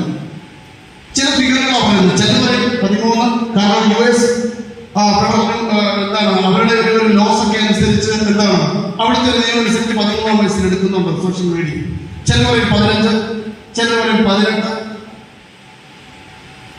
ശരിക്കും സോഷ്യൽ മീഡിയ നമ്മുടെ കുട്ടികളെ ഏത് പ്രായത്തിൽ ഉപയോഗിക്കാം? എന്റെ ഒരു അഭിപ്രായം ഞാൻ പറയാം. നിങ്ങളെല്ലാവരും അഭിപ്രായം കേട്ടു പറയാൻ ആരും കിട്ടുന്നില്ല എന്നൊരു കാര്യം, കേട്ടുപോകുന്നതിന് സമയമില്ലാത്തതുകൊണ്ട് എന്റെ ഒരു അഭിപ്രായം ഞാൻ പറയാം. സോഷ്യൽ മീഡിയ അതായത് ഇൻസ്റ്റഗ്രാം എന്ന് പറയുന്ന സാധനം നമുക്ക് ഉപയോഗിക്കാൻ പക്വതയുണ്ടാകുന്ന പ്രായം മുതൽ ഉപയോഗിക്കും. അല്ലാതെ അതിനൊരു ഏതിലും 13, 18 പറയാൻ പറ്റില്ല. എനിക്കതിന് വരുമാനങ്ങൾ അറിഞ്ഞ് എനിക്കതിനൊരു ആക്രമണം വരാതെ ഞാൻ അതിന് ക്രിമിനലോ വിക്ടിമോ ആകാതെ എനിക്ക് കൃത്യമായ രീതിയിൽ ഒരു കമ്മ്യൂണിക്കേഷൻ നടത്താൻ സുഹൃത്തുക്കളുമായി സംബന്ധിച്ച് പോകാൻ പറ്റും. എനിക്ക് ഒരു തരത്തിലുള്ള ആക്രമണം ഉണ്ടാകില്ല എന്നതിൽ എനിക്ക് ഉപയോഗിക്കാൻ അതിന് വരുമാനങ്ങൾ അറിഞ്ഞ് ഉപയോഗിക്കാൻ പറ്റുന്ന പ്രായത്തിൽ നമുക്ക് ഉപയോഗിക്കാം. ഇൻസ്റ്റഗ്രാം നമ്മുടെ പല കുട്ടികളുടെ ഫോണിൽ ടെലിഗ്രാം ഉണ്ട്. സത്യത്തിൽ ആവശ്യമായ ആപ്ലിക്കേഷൻ അല്ല. പലരും സിനിമ ടെലിഗ്രാം ഡൗൺലോഡ് ചെയ്യാൻ സാധ്യതയുണ്ടെന്ന് പറയുന്നു. നമ്മളുടെ പല കുട്ടികളും സിനിമ ഡൗൺലോഡ് ചെയ്യുന്നതിന് മറ്റാവശ്യങ്ങൾക്ക് വേണ്ടിയൊക്കെയാണ് ഉപയോഗിക്കുന്നത്. യഥാർത്ഥത്തിൽ സ്കൂളിൽ പഠനമായിട്ട് ബന്ധമില്ല. പഠനകാലത്ത് പോലും സ്കൂളിൽ അവർക്ക് കൊടുത്തിരുന്നത് വാട്സപ്പ് ആയിരുന്നു. നോട്ട്സ് മറ്റു കൈകാര്യം ചെയ്യാൻ കൊടുത്തിരുന്നത്. അതിന് ഒരിക്കലും ടെലിഗ്രാമൊന്നും ആയിരുന്നു. ഇവിടെ നോക്കുക, 9ാം ക്ലാസ്സുകാരി ഇരയായി വന്നിരിക്കുന്ന ഒരു കുറ്റകൃത്യത്തിലെ പ്രതി ആരാണ്? 9ാം ക്ലാസ്സുകാരി തന്നെ. അതിന് പിന്നിൽ പറഞ്ഞുണ്ടോ? അവിടെ പറയേണ്ട ആവശ്യമില്ലാത്തതുകൊണ്ടാണ് പറയുന്നത്. അവിടെ അവർക്ക് നമുക്ക് പോലീസിന് അറസ്റ്റ് ചെയ്യാനൊന്നും പറ്റില്ല. അറിയാം, നിങ്ങൾക്കറിയാം, എല്ലാം കുട്ടികളാണ്. 18 വയസ്സുകാരുള്ളവരെല്ലാവരും എങ്ങനെയാണ് കരുതുന്നത്? കുഞ്ഞുങ്ങളായിട്ടാണ് നാണാനായിരുന്നു. അപ്പൊ കുട്ടികളെന്ന രീതി ജുവനൈൽസ് ആണെന്നുള്ളതുകൊണ്ട് തന്നെ അവരുടെ സോഷ്യൽ ബാക്ക്ഗ്രൗണ്ട് റിപ്പോർട്ട് കൊടുക്കലും കൗൺസിലിംഗ് ഒക്കെ ആയിട്ട് കുറേ വനിതാ പോലീസ് സ്റ്റേഷനിൽ കയറി അവർ നടക്കിട്ടുണ്ട്. ഇനി പോലീസിന് പണി കൊടുക്കണമെങ്കിൽ ആർക്കെതിരെയായിരിക്കും കേസെടുക്കുക? ഈ കുട്ടികളെല്ലാം ഉപയോഗിക്കുന്ന ഫോണുകളിൽ അവരുടെ കണക്ടിവിറ്റി പേരൻസിന്റെ പേരുള്ള സിമ്മുകളും കണക്ഷനുകളുമായിരിക്കും അവർ ഉപയോഗിക്കുന്നത്. മനസ്സിലായോ? അപ്പൊ നമ്മുടെ വീട്ടിലെ വൈദ്യുതി പേരാണ്, പേരൻസിന്റെ പേരിലാണ്. കുട്ടികൾ ഉപയോഗിക്കുന്ന ഫോണുകളിൽ സിമ്മുള്ള ആളുടെ പേരിലാണ്, പേരൻസിന്റെ പേരിലാണ്. അപ്പോ ഡിജിറ്റൽ എവിഡൻസ് പ്രകാരം വരികയാണ്, ഇലക്ട്രോണിക് എവിഡൻസ് പ്രകാരമാണ് പരിശോധിച്ച് ഒരാൾക്കെതിരെ നടപടി എടുക്കണമെങ്കിൽ ആർക്കെതിരെ പോലീസിന് കേസെടുക്കേണ്ടി വരും? ഈ മുതിർന്ന ഈ പേരന്റിനെതിരെ കേസെടുക്കേണ്ടി വരും. അപ്പൊ ആ പേരന്റിന് വളരെ വേദനയോട് പറയേണ്ടി വരും, ഞാനത് ഉപയോഗിച്ചത് എന്റെ മകനാണ് ഉപയോഗിച്ചതെന്ന് പറയേണ്ടി വരും. ഇത് മറ്റൊരു സൈബർ സ്പേസിലുള്ള മറ്റൊരു കാര്യമാണ് ഞാൻ പറഞ്ഞത്. അടുത്തത് ഫിനാൻഷ്യൽ ഫ്രോഡുകൾ. ഇതിനെപ്പറ്റി പറയാൻ പറ്റില്ല, സമയത്തില്ലെങ്കിൽ. നിങ്ങൾ അടുത്ത കാലത്ത് പത്രങ്ങളെല്ലാം വായിച്ചതാണ്. പൊതുവെ നമുക്ക് ധാരണയാണ്, പ്രത്യേകിച്ച് മലയാളികൾക്ക് ഒത്തിരി പ്രത്യേകതകളുള്ളതാണ്. നമ്മൾ വിദേശത്ത് നമ്മൾ കഷ്ടപ്പെടും. നമ്മൾ മലയാളികളുടെ പ്രത്യേകതയാണ്, വിദേശത്ത് നന്നായി കഷ്ടപ്പെട്ടിട്ട് നമ്മൾ നന്നായി അധ്വാനിച്ചിട്ട് പൈസ ഉണ്ടാക്കിയിട്ട് സ്വദേശത്ത് വന്ന ശേഷം ജാർഖണ്ഡിലും ബംഗാളിലും ഹരിയാനയിലും ഉള്ളവർക്ക് കാശ് കിട്ടും. കാരണം കൂടുതൽ അടിച്ചോണ്ടുള്ളവർ അവരാണ്. അതിന് കാരണമാകുന്ന നമ്മളുടെ ഒരു മൈൻഡ് സെറ്റാണ് ചെറിയ സമയം കൊണ്ട് കൂടുതൽ പണം ഉണ്ടാക്കാൻ, അല്ലെ വലിയ ലാഭം ഉണ്ടാക്കാനുള്ള ചിന്ത കൊണ്ടാണ് പലപ്പോഴും നമ്മൾ പെട്ടുപോകുന്നത്. അത്യാഗ്രഹമില്ലാത്ത ഒരാളുടെയും പൈസ ലാഭം എന്നുള്ള രീതിയിൽ പോയിട്ടില്ല, അല്ലാത്ത തട്ടുകളിൽ പോയിട്ടുണ്ട്. അതായത് ഷെയർ മാർക്കറ്റിൽ ഡിപ്പോസിറ്റ് ചെയ്ത് ക്രിപ്റ്റോ കറൻസിയിൽ ഡിപ്പോസിറ്റ് ചെയ്ത് പട്ടാളക്കാർ ഉപയോഗിച്ചിരുന്ന ഉള്ളത് വെറും 30,000 രൂപ കിട്ടുന്നു എന്ന് പറഞ്ഞത് നാട്ടുകളിൽ പണ്ട് നമ്മൾ ജൈവകാലം വാങ്ങിച്ചതിന്റെ പേരിലുള്ള സ്ക്രാച്ച് പരിശോധിച്ചപ്പോൾ 1ാം സമ്മാനം അടിച്ചതുകൊണ്ട് ഇതൊക്കെ നമുക്കെന്താണോ നമുക്ക് അർഹതയിലുള്ളതിനും അപ്പുറത്തേക്കുള്ള പണം ലഭിക്കാൻ ഒരു സാധ്യതയെ കണ്ട് അതിൽ വീട് പോകുന്നവരാണ് പലപ്പോഴും പണം നഷ്ടപ്പെട്ടു പോകാറുള്ളത്. സൈബർ ഫ്രോഡുകൾ, ഫിനാൻഷ്യൽ ഫ്രോഡുകൾ അത്തരം മാത്രമല്ല, നമ്മൾ ഒരു തരം അത്തരത്തിലുള്ള ഫിനാൻഷ്യൽ ഫ്രോഡ് ഏതെങ്കിലും തരത്തിൽ തട്ടിപ്പിന് ഇരയായി തോന്നിയാൽ, ഞാൻ നേരത്തെ പറഞ്ഞത് നിങ്ങൾ എഴുതി വെക്കണം, 2 പ്രാവശ്യം എഴുതി വെക്കേണ്ട ഒരു കാര്യം ഞാൻ പറയുകയാണ്. 1930 എന്നൊരു നമ്പറുണ്ട്, 1930. ഓർത്ത് വെച്ചോളുക. നിങ്ങൾക്ക് ചിലപ്പോൾ പൊതുവെ നമ്മളെല്ലാം കാണുന്ന നമ്മളെ പറ്റിക്കില്ല, എനിക്ക് പറയുന്നില്ല, എല്ലാവരും പറ്റിക്കും. കാരണം പൊതുവെ എന്നെ പറ്റിക്കില്ല എന്ന് പറഞ്ഞാൽ ഞാൻ ഇവിടെ കേരളമായിട്ടാണ് ഇരിക്കുന്നത്, എന്നെ പറ്റിക്കില്ല എന്ന് വിചാരിച്ചിരിക്കുന്ന ഈ നമ്മൾ ജീവിക്കുന്ന ഇന്ത്യയിൽ താജ്മഹൽ വിൽക്കാൻ പറ്റുമോ നിങ്ങൾക്ക് തോന്നുന്നുണ്ടോ? താജ്മഹൽ വിൽക്കാൻ പറ്റുമോ? കുഞ്ഞുങ്ങൾ എന്താ പറയുന്നത്? ഇറ്റ്സ് എ നാഷണൽ മോണമെന്റ് അല്ലേ? അതല്ലെങ്കിൽ ചരിത്ര സ്മാരകമായി നിൽക്കുന്ന സാധനമല്ലേ, അത് വിൽക്കാൻ പറ്റുമോ? ആർക്കെങ്കിലും സ്വകാര്യമായിട്ട് വിൽക്കാൻ പറ്റുമോ? പറ്റില്ല. ആ ഇന്ത്യയിൽ താജ്മഹൽ 2 പ്രാവശ്യം വിൽക്കുന്നതിന് അഡ്വാൻസ് വാങ്ങിച്ച ആൾക്കാരുണ്ടായിരുന്നു. എന്നിട്ട് അർത്ഥം എന്താ? നമ്മളെ പറഞ്ഞ് വിശ്വസിപ്പിക്കാൻ ശേഷിയുള്ള ഒരുത്തരാണ് അങ്ങേ തരത്തിൽ നിന്ന് നമ്മളോട് സംസാരിക്കുന്നതെങ്കിൽ നമ്മൾ വീഴും. ഇത് വളരെ കറക്റ്റായിട്ട് ഗൂഗിളിൽ സെർച്ച് ചെയ്താൽ മതി. ആളുടെ പേര് മിഥിലേഷ് ശ്രീവാസ്തവ എന്നാണ്. ഇന്ത്യയുടെ ഏറ്റവും വലിയ കോൺമാനായിരുന്നു അയാളുടെ ജീവിതം എന്ന് പറയുന്നത് ഒരു ആളുടെ ചിലപ്പോൾ നമ്മൾ നെഗറ്റീവ് പറയുന്ന സമയത്ത് ആരാധന വരുന്നുണ്ടായിരുന്നു. സിനിമ വരെ മിസ്റ്റർ അക്ബർലാൽ ഒരു സിനിമ, പഴയ സിനിമയാണ് അഭിനയിച്ചിരിക്കുന്നത് അമിതാഭ് ബച്ചനാണ്. അയാളുടെ വീട്ടുപേര് അക്ബർലാലായിരുന്നു. ഇത് സംഭവിക്കും. അങ്ങനെ തലക്കിലിരിക്കുന്നയാൾ നമ്മളോട് വിളിച്ചിട്ട് KCDയിൽ നിങ്ങൾ ബില്ലടച്ചായിരുന്നല്ലോ 2 രൂപ കുറവെന്ന് പറഞ്ഞാൽ വിശ്വസിക്കുന്നു. കാരണം അന്ന് 2 രൂപ കുറച്ചാണോ ഞാൻ അടച്ചത് സംശയം വരില്ലേ? ഇതിലേക്ക് എത്ര പേര് അറിയാം? ഞങ്ങളുടെ ATM കാർഡ് എന്നാ എക്സ്പയർ ചെയ്ത് പോകുന്നത് എത്രയാ അറിയാവുന്ന സത്യസന്ധമായിട്ട് കയ്യിൽ പോകുന്നത്. ഓക്കെ, എന്റെ ATM കാർഡ് എക്സ്പയർ ആവാൻ ഡേറ്റ് അറിയാൻ എത്ര പേർ? പക്ഷെ ശ്രദ്ധിച്ചോ, 10% പേർക്ക് പോലും കൈവത്താമെന്ന് എനിക്കറിയില്ല. എനിക്കിത് കണ്ടിട്ടേ പറയാൻ പറ്റുള്ളൂ. 10% പേര് പോലും കൈവത്തിരിക്കും. അതിന്റെ അർത്ഥം എന്താ? നമ്മളെ തവണ പഠിച്ചത് ചെയ്യുന്നത് നമുക്കൊരു ബോധം. നിങ്ങളുടെ ATM ആ സമയത്ത് കാർഡ് വേണമെന്നല്ല, നിങ്ങളുടെ ATM കാർഡ് ഈ ആഴ്ച എക്സ്പയർ ആവുകയാണ്, അതോടുകൂടി നിങ്ങളുടെ അക്കൗണ്ട് ബ്ലോക്ക് ആവും. പെട്ടെന്നാണ് നമ്മൾ പാനിക്കാവുന്നല്ലേ? കാരണം എന്താ? ട്രാൻസാക്ഷനുകൾ നടന്നുകൊണ്ടിരിക്കുക. അപ്പോൾ ബാങ്ക് മാനേജരാണെന്ന് പറഞ്ഞ്, സോണൽ മാനേജരാണെന്ന് പറഞ്ഞ് വിളിക്കുമ്പോൾ നമ്മൾ പലപ്പോഴും അതിനനുസരിച്ച് സപ്പോർട്ട് ചെയ്യും. മനസ്സിലാക്കേണ്ട ഒരു പ്രധാന കാര്യം ഞാൻ നിങ്ങളോട് പറയുകയാണ്. ഒരു ബാങ്ക് ഫോണിൽ വിളിച്ചിട്ട് ലോൺ വേണമെന്ന് ചോദിക്കുന്നുണ്ടോ? പേഴ്സണൽ ലോൺ വേണമെന്ന് വിളിച്ച് ചോദിക്കുന്ന ഒഴിച്ചാൽ ഒരു ബാങ്ക് ഫോണിൽ വിളിച്ചിട്ട് നിങ്ങളുടെ ബാങ്ക് വിവരങ്ങൾ ചോദിക്കുന്നു. ഇന്നും ബാങ്ക് അയച്ചെന്ന് കണ്ടിട്ടില്ല. കവറായിട്ട് വീട്ടിൽ വരികയില്ല ചെയ്യുന്നത്. മീറ്റിംഗ്സ് മുതൽ എന്ത് കടമുണ്ടെങ്കിലും ഇതിനെല്ലാം ഉണ്ടാവുന്നത് കവർ വരികയാണ് ചെയ്യുന്നത്. വീട്ടിൽ വരും, കത്താളായിട്ട് വരുന്നത്. അപ്പോ ബാങ്കിൽ നിന്നുള്ള വഴി അതുകൊണ്ടാണ് ഇപ്പൊ അപ്ഡേറ്റ് ആയിക്കൊണ്ടിരിക്കുന്നത്. ആളുകൾക്ക് കുറച്ച് അതിനെപ്പറ്റിയുള്ള ധാരണ വന്നു. ലോട്ടറി അടിക്കുന്നതിനെ പറ്റിയുള്ള ധാരണ ആളുകൾക്ക് എടുക്കാത്ത അടിക്കത്തില്ല എന്നൊക്കെ ആളുകൾക്ക് ധാരണ വന്നു. അതുകൊണ്ട് അതും വിട്ടു. പുതിയ തട്ടിപ്പുകളാണ്. നിങ്ങൾ പത്രത്തിൽ വായിച്ചാണ് വിർച്വൽ അറസ്റ്റ് എന്ന് പറഞ്ഞ ഡിജിറ്റൽ അറസ്റ്റ് നമ്മുടെ ജില്ലയിൽ നടക്കുന്നത്. പത്രത്തോളം വിശ്വസിപ്പിക്കാവുന്ന രീതിയിൽ ഇന്ന് ഏറ്റവും വലിയൊരു സൈബർ ഫ്രോഡ് എന്ന് പറയുന്ന ഉപയോഗിക്കുന്ന രീതി യൂണിഫോംഡ് ആയിട്ടുള്ള ഏതെങ്കിലും, അതായത് fake law enforcement agency officer ആണെന്ന് പറഞ്ഞായിരിക്കും വിളിക്കുക. കസ്റ്റംസിൽ നിന്ന്, CBI അല്ലെങ്കിൽ ഏതെങ്കിലും സ്റ്റേറ്റ് പോലീസിൽ, ചിലപ്പോൾ ഡൽഹി പോലീസിൽ നിന്നാണ്. ഇപ്പൊ പലപ്പോഴും നമ്മൾ ലോ അബൈഡിങ് സിറ്റിസൺസ് ആയതുകൊണ്ട് നമ്മൾ എന്ത് ചെയ്യും? അത്തരത്തിലുള്ള കോളുകളുള്ള മര്യാദകളിലേക്ക് നമ്മൾ സംസാരിക്കുന്നത്.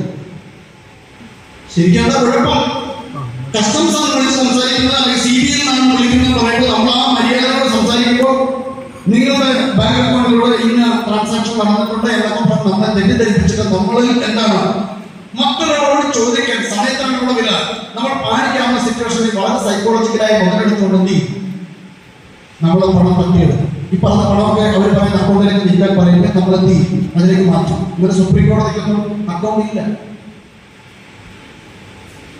ഇവിടെ തട്ടിപ്പിന് ഏത് തരത്തിലുള്ള മാർഗം ഉപയോഗിക്കും? നമ്മൾ കരുതിയിരിക്കുന്നത് ഇത്രയേ ഉള്ളൂ. ഇന്റർനെറ്റ് ഉപയോഗിച്ച് വെച്ചുകൊണ്ട് ഏതെങ്കിലും തരത്തിലുള്ള ഫിനാൻഷ്യൽ ട്രാൻസാക്ഷൻ നടത്താനാണ് നമ്മൾ പോകുന്നതെങ്കിൽ അറിയാവുന്നത് നമ്മൾ ചെയ്യുക, അറിയാത്തത് ചോദിച്ച് ചെയ്യുക. ബാങ്കിലുള്ളവർക്കൊക്കെ ഇതിനെപ്പറ്റി നമ്മൾ ധാരണയുണ്ട്, പോലീസ് ഓഫീസേഴ്സൊക്കെ ഇതിനെപ്പറ്റി ഇപ്പോൾ ധാരണയുണ്ട്.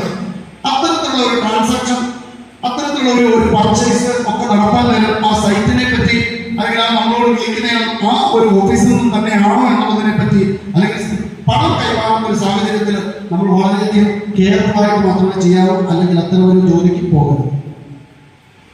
കാരണം OTP എന്നുള്ളതിന് ഫുൾഫോം പലരും മനസ്സിലാക്കിയത് കാശ് പോയതിനു ശേഷം അത് കാണാൻ പഠിക്കുന്നത്, അതങ്ങനെയാണല്ലോ. പിന്നെ ഒരിക്കലും ജീവിതത്തിൽ മറക്കില്ല. പൈസ നഷ്ടപ്പെടുന്നതിന് മുമ്പാണ് എനിക്ക് SMS എന്ന് പറയുന്നത് നിങ്ങളുടെ OTP എന്ന് പറഞ്ഞു വരുന്നത്. OTP വെച്ചാൽ വളരെ വസ്തുതകളാണ്. OTP എപ്പോൾ വന്നാലും അത് എന്തിനു വേണ്ടിയായിരിക്കും? നമ്മളുടെ അക്കൗണ്ടിൽ നിന്ന് ഒരു പർട്ടിക്കുലർ എമൗണ്ട് ഏതെങ്കിലും ഒരു അക്കൗണ്ടിലേക്ക് ട്രാൻസാക്ഷൻ നടത്തുന്നതിന് മുന്നോടിയായി നമ്മളോട് ചോദിച്ച് ഉറപ്പ് വരുന്ന ടു സ്റ്റെപ്പ് വെരിഫിക്കേഷൻ ആയത് OTP. അവിടെ നമ്മൾ തന്നെ അത് പറഞ്ഞു കൊടുത്താൽ പോയി. നമ്മളോട് OTP എന്ന് പറഞ്ഞായിരിക്കും ചോദിക്കരുത്. നിങ്ങളുടെ ഫോണിൽ വന്ന നിങ്ങളുടെ ഫോണിൽ വന്നൊരു കോഡുണ്ട് അല്ലെങ്കിൽ നമ്പർ ഉണ്ടെന്ന് പറഞ്ഞവരെ മാത്രമേ പറയുള്ളൂ. നമ്മുടെ OTP ആണെന്ന് പലപ്പോഴും അറിയണം. അപ്പോൾ ഫിനാൻഷ്യൽ ഫ്രോഡുകൾ, ഷെയർ മാർക്കറ്റിൽ പലർക്കും കയ്യിൽ കുറച്ച് പൈസ ഉണ്ട്, വിദേശത്തൊക്കെ ജോലി ചെയ്തിട്ട് വരുമ്പോൾ കയ്യിൽ കുറച്ച് പൈസ ഉണ്ട്, എവിടെ ഇൻവെസ്റ്റ് ചെയ്യണമെന്നിരിക്കുമ്പോഴായിരിക്കും എന്താണ് എല്ലാവരും ഓർത്തോണം. ഒരു പരിചയം വാട്സപ്പിലൂടെ അല്ലെങ്കിലോ ഇതിലൂടെയാണ് ഹണി ട്രാപ്പായിട്ട് തോന്നുന്നതാണ്. ഒരു ലേഡി ആയിരിക്കും സംസാരിക്കാൻ പലപ്പോഴും പുരുഷന്മാരോട് എന്താണ് ഇൻവെസ്റ്റ് ചെയ്യുന്നതിന് വേണ്ടിയുള്ള നല്ല മാർഗമാണ് പറഞ്ഞു തരുന്നത്. അപ്പൊ അത് ചിലർ പറയും ക്രിപ്റ്റോ കറൻസി എല്ലാവരും കേട്ടിട്ടുണ്ട്. യഥാർത്ഥത്തിൽ വ്യക്തമായ ധാരണയെടുക്കില്ല. ഏതെങ്കിലും അല്ലെങ്കിൽ നമ്മൾ പറയുന്നത് എന്താണോ പോപ്പുലർ ക്രിപ്റ്റോ കറൻസി ഉണ്ടല്ലോ, ഓക്കെ മറന്നല്ല ഉറപ്പവരുന്നതാണ്. ഓക്കെ, ഇതൊക്കെ സംഗതി കറക്റ്റാണ്. പക്ഷെ നമുക്ക് അറിയാത്ത മേഖലയിലേക്ക് വലിയ ലാഭം കിട്ടുമെന്നുള്ള രീതിയിൽ ഇൻവെസ്റ്റ് ചെയ്യാൻ പറയുന്നവരെ ആരോട് ചോദിക്കാൻ, കാരണം ചോദിക്കാൻ പുറപ്പെട്ടതിനെ പറ്റി ധാരണയുള്ളവരല്ല നല്ലതുള്ളത്. ഷെയർ മാർക്കറ്റിൽ ഇടുന്നതിന് വേണ്ടി അതുപോലെ തന്നെയാണ്. നന്നായി അറിയാവുന്ന ഷെയർ മാർക്കറ്റിൽ ഇടുന്നത് നല്ലതാണ്. ഷെയറുമായി ബന്ധപ്പെട്ട് വളരെയധികം എന്താണ് പരിണതപ്രദരായിട്ടുള്ള ആൾക്കാരുണ്ട്. അവരുമായിട്ട് സംസാരിച്ച ശേഷം മാത്രമല്ല അത്തരത്തിലുള്ള ബ്രോക്കേഴ്സുമായി ബന്ധപ്പെട്ട് അത്തരത്തിലുള്ള ഏജൻസിയെ ബന്ധപ്പെട്ട് ചെയ്യാറുണ്ട്. പക്ഷെ ക്രിപ്റ്റോ കറൻസി പറയുന്നത് കേട്ടിട്ടുണ്ടോ നമ്മൾ? അതായത് അതിന്റെ ഒരു ക്രിപ്റ്റോ കറൻസി എന്ന് പറയുന്നത് ബിറ്റ്കോയിൻ. ബിറ്റ്കോയിൻ കേട്ടിട്ടില്ലേ? ഈ ബിറ്റ്കോയിൻ എന്നൊക്കെ പറയുന്നത് ഒരെണ്ണത്തിന് വില എന്താണ്? 100 കോടികളാണ്, ലക്ഷക്കണക്കിനാണ് ഇന്ത്യൻ രൂപ എന്നൊക്കെ പറയുമ്പോൾ നമ്മൾ വിചാരിക്കുന്നത് ഇതിലെ കിട്ടാൻ 2 വർഷം കഴിയുന്നതിന് 3 ഇരട്ടിയോ 5 ഇരട്ടിയോ ഈ ധാരണയാണ് പലപ്പോഴും ചെയ്യുന്നത്. പക്ഷെ നമ്മളോട് സംസാരിക്കുന്ന ലേഡി ഒരു വലിയ ഒരു ഓർഗനൈസ്ഡ് ക്ലൈന്റ് നെറ്റ്വർക്കിന്റെ ഒരു കണ്ണി മാത്രമാണ്. അവർ ആലോചിച്ചാണ് ഇത് ചെയ്യുന്നത്. പലപ്പോഴും ഏതെങ്കിലും വെബ്സൈറ്റിൽ അവരുടെ ക്രിപ്റ്റോ കറൻസി അവരുടേതായ ഒരു കറൻസി ആയിരിക്കും കാണിക്കുക. നമ്മളിടുന്ന പൈസ വലുതായി കാണിച്ചു തരും. നമ്മളത് കണ്ടിട്ട് ഭയങ്കരമായിട്ട് സന്തോഷിക്കും. പെട്ടെന്ന് പ്രോബ്ലം അത് വിഡ്രോ ചെയ്ത് നമ്മുടെ അക്കൗണ്ടിലേക്ക് മാറ്റാൻ നോക്കുമ്പോഴാണ് എടുക്കാൻ പറ്റുന്നില്ല. എടുക്കാൻ പറ്റാത്ത പണം ഗുണമുണ്ടോ? ഇല്ല, എടുക്കാൻ പറ്റുന്നില്ല. കുറെ കഴിയുമ്പോൾ ആ സൈറ്റ് ഡൗണായി പോയി, സൈറ്റ് കാണാൻ കൊടുത്ത പൈസ. അപ്പോ ഇന്റർനെറ്റിലൂടെയുള്ള ഏതെങ്കിലും തരത്തിലുള്ള ഡിപ്പോസിറ്റ് എന്ന് പറയുന്നത് വളരെ ശ്രദ്ധിച്ച് സൂക്ഷിച്ച് ഉറപ്പുണ്ടെങ്കിൽ മാത്രമേ ചെയ്യാൻ പാടുള്ളത്. വളരെ പ്രധാനപ്പെട്ട ഒരു സംഗതിയാണ്. ഷെയർ ബാങ്കിൽ എന്തെങ്കിലും പിന്നെ ഏതെങ്കിലും ഓഫീസിൽ നിന്നാണെന്ന് വിളിക്കുക, KSK, BSNL ഇവിടെ നിന്ന് വിളിക്കണമെങ്കിൽ നമുക്കെല്ലാം അറിയാം. നമ്മുടെ ബാങ്ക് അക്കൗണ്ടിന്റെ കാര്യം നിങ്ങളെല്ലാവരുടെയും ബാങ്കിന്റെ നമ്പർ ഇവിടെ കിടക്കുന്നു, പാസ്ബുക്കിന്റെ ഫസ്റ്റ് പേജിൽ കിടക്കുന്നത്. അതിൽ നോക്കിയിട്ട് അതിലേക്ക് വിളിക്കണം. BSNL കേസ് നമുക്ക് തിരിച്ചു വിളിക്കാൻ നമുക്കറിയാവുന്ന നമ്പറുണ്ട്. ആ നമ്പറിലേക്ക് അവർ വിളിച്ച നമ്പറിലേക്ക് അല്ല നമ്മൾ വിളിക്കുന്നത്. ഇപ്പൊ ഏതെങ്കിലും ഓഫീസിൽ നിന്ന് വിളിച്ചാവുമ്പോൾ ചിലപ്പോൾ തട്ടിപ്പ്. അപ്പോൾ തട്ടിപ്പുകളെന്ന് പറയുന്നത് ഞാൻ പറഞ്ഞില്ലേ, അവരുടെ ഭാവന അനുസരിച്ച് ഇത് കൂടിക്കൊണ്ട് തന്നെ ഇരിക്കുകയാണ്. സൈബർ സുരക്ഷ എന്ന് പറയുന്നത് സാമ്പത്തിക തട്ടിപ്പാകാം, വ്യക്തിപരമായ ആക്രമണമാകാം. കാരണം സൈബർ സ്പേസിൽ പെരുമാറുമ്പോൾ ഇത് വളരെയധികം ശ്രദ്ധാപൂർവ്വം പെരുമാറിയതിലേക്ക് വലിയ പ്രാപ്തി വിളിച്ചിട്ടുണ്ട്. കുട്ടികളെ സംബന്ധിച്ചിടത്തോളം ഞാൻ പറഞ്ഞത് കൗമാരക്കാരെ സംബന്ധിച്ചാണെങ്കിൽ ഈ സോഷ്യൽ മീഡിയയുടെ ഉപയോഗത്തിൽ സോഷ്യൽ മീഡിയ ഉപയോഗിക്കുന്നതെന്നല്ല, സോഷ്യൽ മീഡിയ നല്ലതാണ്, ഇന്റർനെറ്റ് നല്ലത് തന്നെയാണ്. നമ്മുടെ വ്യക്തിത്വ വികസനത്തിന് അക്കാദമിക്കായിട്ടുള്ള അറിവിന് സ്കൂളിൽ പഠിക്കുന്ന കുട്ടികളൊന്നും ലൈബ്രറിയിൽ പോയി പുസ്തകം എടുത്തിട്ടൊന്നുമല്ല. അസൈൻമെന്റും പ്രോജക്റ്റും എന്താണോ എല്ലാം ഗൂഗിളിൽ പോയി സെർച്ച് ചെയ്തിട്ട് അല്ലേ പറ്റും. എന്നാ കുഴപ്പം നല്ലതാണ്. നിങ്ങളുടെ ആശയങ്ങൾ പുറകോട്ടെന്ന് പറയണമെങ്കിൽ മറ്റുള്ള ആശയങ്ങളെ നിങ്ങൾക്ക് പിൻപറ്റണമെങ്കിൽ ഇന്റർനെറ്റ് പോലെ ഏറ്റവും നല്ല സൈബർ സ്പേസിൽ വേറെ സ്ഥലം എവിടെയുണ്ട്. അപ്പോ മനുഷ്യനെന്ന് പറയുന്നത് ഭാഷ അല്ലെങ്കിൽ ഈ പറയുന്ന പോലെ അവിടെ ഈ ആന്ത്രോപോളജി വെച്ചൊന്നുമല്ല. ഏത് ആഫ്രിക്കക്കാരനുമായിട്ട് വേണമെങ്കിലും നമുക്ക് സംസാരിക്കാം, അല്ലേ? ഏത് ചൈനക്കാരനുമായിട്ട് വേണമെങ്കിലും സംസാരിക്കാം. കാര്യം എന്താണ്? ഇന്ന് ഡിസ്റ്റൻസ് എന്ന് പറയുന്നത് ഒരു തടസ്സമേ അല്ല. സമയം എന്ന് പറയുന്നത് ഒരു തടസ്സമേ അല്ല. അത്രയും വലിയൊരു സംവിധാനമാണ് ഇന്റർനെറ്റ് തന്നിരിക്കുന്നത്. നമ്മുടെ പെരുമാറുമ്പോൾ വ്യക്തിപരമായ ആക്രമണത്തിന് നമ്മൾ വിധേയരായപ്പോഴാൽ നമ്മൾ സൈബർ ക്രൈമിന്റെ ഇരയായി തീരും. സൂക്ഷിച്ചവിടെ പെരുമാറിയില്ല, മറ്റുള്ളവർക്ക് ബുദ്ധിമുട്ടുണ്ടാകുന്ന രീതിയിലാണ് സൈബർ സ്പേസിൽ നമ്മൾ പെരുമാറുന്നതെങ്കിൽ നമ്മൾ സൈബർ ക്രിമിനൽ ആവുകയും ചെയ്യും. ഈ പറഞ്ഞ നിയമങ്ങളൊക്കെ നമുക്കെതിരെ വരികയും ചെയ്യും. ഉദാഹരണം, ഞാൻ നേരത്തെ പറഞ്ഞാൽ ഒരാളുടെ പ്രൈവസി ഹനിക്കുന്നതിനോ ഏതെങ്കിലും ഏരിയയുടെ ഒരു ആപ്ലിക്കേഷൻ ഇട്ട് ഏതെങ്കിലും പെൺകുട്ടികളുടെ ചിത്രമെടുത്ത് മോശമാക്കി ഉണ്ടാക്കുന്നതിനോ ആരുടെയെങ്കിലും സ്ഥലത്ത് ഫോൺ ക്യാമറ കൊണ്ട് വെക്കുന്നതിനോ അല്ലെ ആരെയും വിളിച്ച് ശല്യം ചെയ്യാൻ ബുദ്ധിമുട്ടിക്കാൻ പോകുന്നതിനോ ഒന്നും നമുക്ക് യാതൊരു അവകാശമില്ല. ഇതെല്ലാം കുറ്റകരമാണ്. ആരൊക്കെ വീടുണ്ട്? പി ഹമ്മദിന്റെ പിള്ളേരുണ്ട്. പിടപിടുണ്ടെന്നാണ് പറയുന്നത്. നമ്മൾ അറിയാതെ കുറെ കാര്യങ്ങൾ സമൂഹത്തിൽ നടക്കുന്നുണ്ട്. 2 ആഴ്ച മുമ്പ് പത്തനംതിട്ടയിൽ നിന്ന് സൈബർ പോലീസ് നേതൃത്വത്തിൽ നമ്മുടെ ജില്ലയിലുള്ള ഒരു 13 പോലീസ് സ്റ്റേഷനുകളിലെ ലിമിറ്റിലുള്ള വീടുകളിൽ കയറിയിട്ട് ഫോണുകളും ലാപ്ടോപ്പുകളും പിടിച്ചെടുത്തുകൊണ്ടുപോയി.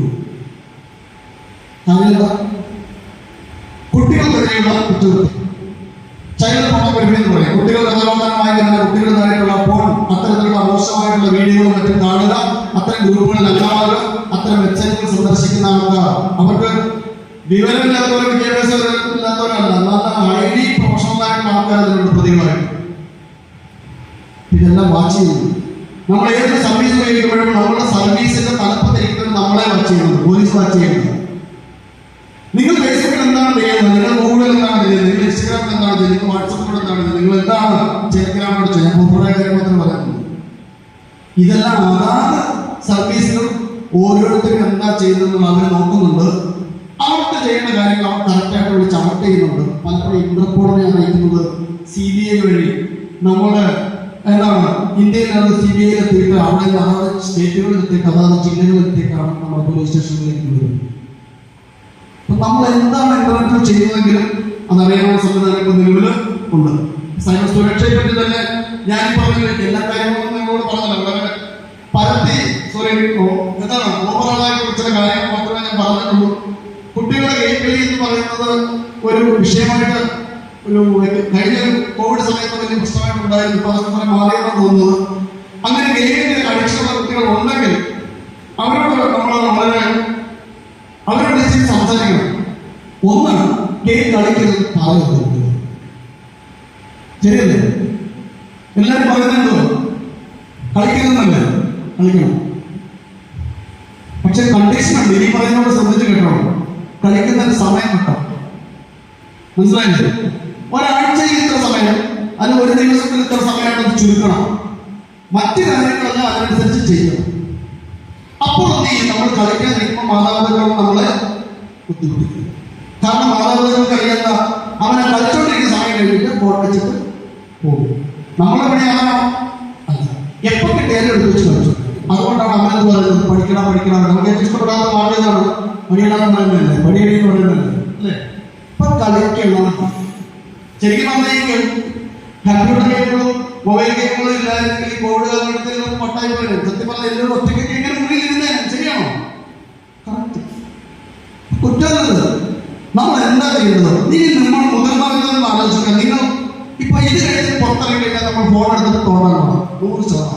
അപ്പൊ തന്നെ തുറക്കും 100%. അപ്പൊ എന്താണ് ഞാൻ തുടക്കത്തിൽ പറഞ്ഞ ഫിസിക്കൽ സ്പേസിൽ പിടിക്കുന്ന കുത്തിയിരിക്കുന്ന നിങ്ങൾ എല്ലാവരും ഒറ്റ ചാട്ടമാണ് സൈബർ സ്പേസിലോട്ട്. പിന്നെ പെരുമാറ്റമാണ് അവിടുത്തെ കൂട്ടുക, അവിടെ പോകുന്ന കാര്യങ്ങൾ ഫിസിക്കലി അവിടെ നേരിട്ട് സംസാരിക്കുന്നില്ലല്ലോ. പക്ഷെ ശ്രദ്ധിക്കുക, ഒരു ആഴ്ചയിൽ നിങ്ങൾ ഒരു ദിവസം എത്ര സമയം ഉപയോഗിക്കുന്നുണ്ട്? അതറിയാൻ നല്ല മാർഗമുണ്ട്. ഒരു ദിവസം നമ്മൾ എത്ര സമയം നമ്മൾ സോഷ്യൽ മീഡിയ ഉപയോഗിച്ചു, ഒരാഴ്ചയിൽ എത്ര ഉപയോഗിച്ചു, ഒരു മാസത്തിൽ ഉപയോഗിച്ചു. അപ്പൊ നമുക്ക് മനസ്സിലാവും നമ്മൾ ഒരു മാസത്തിൽ എത്ര സമയം വേസ്റ്റ് ആക്കിയിട്ടുണ്ടാവും. കാരണം ഇതിന്റെ പ്രത്യേകത എത്ര താഴെ ഓടിച്ചാലും തീരാത്ത സാധനമല്ലേ ഇത്? ശരിയല്ലേ? ഒരു വീഡിയോ കണ്ട് കടക്കടായി പിന്നെയും മാനവ വീഡിയോ കിടക്കുമല്ലോ, അല്ലേ? സമയം പോലെ അറിയുമോ? കുട്ടികൾക്കുണ്ടായ പ്രശ്നം എന്തായിരുന്നു? വായനശീലം കുറഞ്ഞു. ഞാൻ പലപ്പോഴും എഞ്ചിനീയറിംഗ് ഒക്കെ പഠിക്കുന്ന കുട്ടികൾ, ഗ്രാജുവേറ്റ്സ് ആയ കുട്ടികൾ ഫോൺ നഷ്ടപ്പെട്ടതിനെ അതിനെ സംബന്ധിച്ച് പരാതി കഴിഞ്ഞിട്ടുണ്ടെങ്കിലും ഒന്നാമത്തെ കാര്യം അവർക്ക് മലയാളത്തിൽ കോൺഫിഡൻസ് ഇല്ല. കാരണം മലയാളം ഒരു അടിമല ഭാഷയാണ്. കായ്ക്കാൻ ഒരു നാലഞ്ചെണ്ണം തന്നെ ഉണ്ട് കായ്ക്കാൻ. അത്തരണത്തിന് ആവശ്യത്തിലുണ്ട് പൊതുവെ തോന്നുന്ന കാര്യമാണ്. അപ്പം മലയാളത്തിൽ വിട്ട് കോൺഫിഡൻസ് അല്ലാതെ ഇംഗ്ലീഷുകാർ പറയുകയുണ്ട്. അവിടെ ഞാൻ നിങ്ങൾ ഇംഗ്ലീഷ് നന്നായിട്ട് കൈകാര്യം ചെയ്യുന്നവരാണെന്നാണ്, കൈകാര്യം ചെയ്യുന്നവരുണ്ട്. പക്ഷെ അവിടെ പ്രശ്നം എന്താ, നിങ്ങൾ സോഷ്യൽ മീഡിയയിൽ ഉപയോഗിക്കുന്ന ചാറ്റുകൾ എന്നുള്ള ചാറ്റിന്റെ പ്രത്യേകത എന്താ? It's informal talk. അളിയനോട് സംസാരിക്കുന്ന ഭാഷയാണ് ചാറ്റ് എന്ന് പറയുന്നത്. അതൊരു ഫോർമൽ ഭാഷയല്ല. ആണോ? അതുകൊണ്ടാണ് നിങ്ങൾ ബിറ്റ്വീൻ മുഴുവൻ സെന്റൻസ് എഴുതാത്ത ട്യൂവിന് 2 എടുത്തത്. ഇല്ലേ? നമ്മൾ ചാറ്റിന്റെ അമേരിക്കയിൽ എഴുതാറുണ്ട്. ഇല്ലേ? ഒരു വാക്ക് മുഴുവൻ എഴുതാറുണ്ടല്ലോ. അറിഞ്ഞാൽ പോലെ പോലെ ബിക്കോസ് ഇത് എന്ത് എഴുതി വെക്കുന്നത് BCS അല്ലേ? ഇതിന് ദോഷമാണ്. നന്നായി നമ്മൾ എവിടെയെങ്കിലും ഒരു സംഗതി ഒഫീഷ്യലി സബ്മിറ്റ് ചെയ്യുന്നത് ഈ സാധനം എടുക്കുമോ? ചാർട്ടല്ല നമ്മൾ വേണ്ടത്, ഫോർമലായ ഭാഷ തന്നെയാണ് വേണ്ടത്. അവിടെ എഴുതാൻ വൈദ്യസ് പറ്റിയതിനെ പറ്റിയൊക്കെ അപ്പോഴാലോചിച്ചു പഴയ നല്ല കാലം. ഇപ്പൊ കുട്ടികൾക്ക് വലിയ പ്രശ്നമാണ്. നല്ല പുസ്തകം വായിച്ചാൽ ഭയങ്കര ജീവിതാനുഭവമല്ലേ അത്. നമുക്ക് ജീവിതാനുഭവം ഉണ്ടാവും, എനിക്ക് നല്ല ജീവിതാനുഭവം കാണാം. പക്ഷെ എനിക്ക് ഭാവനാത്മകമായിട്ട് മനോഹരമായ സുന്ദരമായ ഭാഷയിൽ എഴുതാറില്ല. അതുകൊണ്ട് ഞാൻ എഴുതാറില്ല. എഴുതാനുള്ള പ്രത്യേകത എന്താ? ജീവിതാനുഭവം അവരുടെ ആണെങ്കിലും മറ്റുള്ളവരുടെ ആണെങ്കിലും അവിടെ അറിഞ്ഞതാണെങ്കിലും അതിനെ മനോഹരമായി എഴുതി അടുത്ത തലമുറയിലേക്ക് എത്തിക്കാൻ ശേഷിയുള്ളവരാണ്. അപ്പൊ അത്തരം പുസ്തകങ്ങൾ നമ്മൾ വായിച്ചാൽ അവർ നല്ല വ്യക്തികളാണ്. അവർക്ക് വികാരങ്ങളെ സംബന്ധിച്ചുള്ള ശരിക്കും പറഞ്ഞാൽ എന്താണ് മറ്റു മനുഷ്യത്വം എന്ന് പറയുന്നത് വളരെ തോടായി പറഞ്ഞാൽ ആ സംഘടനയ്ക്ക് വളരെ നന്നായി മനസ്സിലാക്കും. ഈ ലോകം എന്താണ് നടക്കുന്നതെന്ന് മനസ്സിലാക്കും. ഇല്ലെങ്കിൽ ഇപ്പൊ ഈ കുട്ടികൾ കൂടുതൽ സമയം ചെയ്യും, പൂർണ്ണമായി ബന്ധപ്പെട്ട് പോകും. ചവർ കാണുന്നു, ചവർ ഫോർവേഡ് ചെയ്യുന്നു, ചവർ ഷെയർ ചെയ്യും. അപ്പൊ അതിനെ പറ്റി കൂടുതൽ ഞാൻ നിങ്ങൾക്കൊന്ന് പറയട്ടെ. സൈബർ സുരക്ഷയില് 8 ക്യാരക്ടേഴ്സ് എന്ന് പറയുന്നത് ഒരിക്കലും നല്ല പാസ്വേഡ് ഉപയോഗിക്കണം. ടു സ്റ്റെപ്പ് വെരിഫിക്കേഷൻ ഇടണമെന്ന് ഞാൻ പറഞ്ഞു. പിന്നെ നമ്മൾ മനസ്സിലാക്കേണ്ട കാര്യം, റിമോട്ട് ഒരിക്കലും ഒരു ലിങ്കും നമ്മുടെ ഫോണിലേക്ക് വരുന്നതിന് നിങ്ങൾ ടച്ച് ചെയ്ത് ക്ലിക്ക് ചെയ്താൽ തുറന്നതിലേക്ക് പോകരുത്. ഉറപ്പില്ലെങ്കിൽ നമുക്ക് അറിയാവുന്ന ഒരാൾ അയച്ചു തരുന്ന ലിങ്ക് നമുക്ക് തുറക്കാം. യൂട്യൂബ് ലിങ്ക് ആയിരിക്കും, ഇൻസ്റ്റാഗ്രാം ലിങ്ക് ആയിരിക്കും, ഏതെങ്കിലും വെബ്സൈറ്റ് ലിങ്ക് ആയിരിക്കും. പക്ഷെ പലപ്പോഴും മോശമായിട്ടുള്ള കണ്ടന്റുകൾ ഫോണിലേക്ക് അയച്ചു കൊടുക്കാൻ വേണ്ടി, അയാളുടെ വിവരങ്ങൾ കടത്തിക്കൊണ്ടു പോകാൻ വേണ്ടി, അയാളുടെ ഫോണിനെ കീഴ്പ്പെടുത്താൻ വേണ്ടി പലപ്പോഴും അയച്ചു കൊടുക്കുന്ന ടെക്നിക്കലായിട്ടുള്ള സാധനങ്ങൾ ലിങ്കുകളാണ്. .apk ഫയലുകൾ എന്ന് പറഞ്ഞാൽ ആൻഡ്രോയിഡിൽ ബേസ് ചെയ്തുണ്ടാക്കിയിരിക്കുന്ന എന്താണ് പ്രോഗ്രാമുകൾ തന്നെയാണ്. ആ പ്രോഗ്രാം നേരിട്ട് ഗൂഗിളിന്റെ എന്താണ് പ്ലേ സ്റ്റോറിൽ കിട്ടില്ല. കാരണം പ്ലേ സ്റ്റോറിനോട് ദൂരമായി മോശപ്രദേശത്തേക്ക് നാപ്പായതാണ്. പകരം എങ്ങനെയൊക്കെ ആൾക്കാരെ എത്തിക്കാൻ ചെയ്യും? ഗ്രൂപ്പ് വഴി തന്നെ എന്ത് ചെയ്യും? ആൾക്കാരെ എത്തിക്കും. നമ്മളുടെ അടുത്ത് ഒരു ഗ്രൂപ്പിൽ കിട്ടിയ ഒരു സാധനം കണ്ടു കഴിഞ്ഞാൽ നമ്മൾ തുറക്കും, നമ്മൾ മറ്റുള്ളവർക്ക് അയച്ചു. ഇവിടെ സംഭവിക്കുന്നതാണ് കുറെയെങ്കിലും പേരെന്താണ് ഈ റിമോട്ട് ആപ്ലിക്കേഷനുകൾ നമ്മുടെ ഫോണിൽ ഇൻസ്റ്റാൾ ചെയ്യുന്നത്. വേറൊരിടത്ത് നിന്ന് നമ്മുടെ ഫോണിനെ കൺട്രോൾ ചെയ്യാവുന്ന ആപ്ലിക്കേഷനുകൾ നമ്മുടെ ഫോണിൽ ഇൻസ്റ്റാൾ ചെയ്യാൻ ഉപയോഗിക്കുന്ന പ്രധാന മാർഗം എന്ന് പറയുന്നത് ഇത്തരത്തിലുള്ള ലിങ്കുകൾ അയച്ച് തരുന്നതിലൂടെ. അപ്പൊ അത് പരിചയമില്ലാത്ത നിങ്ങളുടെ ഫോണിൽ ആവശ്യമില്ലാത്ത ആപ്ലിക്കേഷനുകൾ ഉപയോഗിക്കുക. പലരും എന്റെ ഫോൺ ആരെങ്കിലും സ്പൈ ചെയ്യുന്ന സംശയം തോന്നി കൊണ്ടുവന്നിട്ടുണ്ട്, നമ്മൾ പരിശോധിച്ചിട്ടുണ്ട്, നമ്മൾ ആപ്ലിക്കേഷനുകൾ കണ്ടെത്തിയിട്ടുണ്ട്. അത് മനസ്സിലാക്കുക.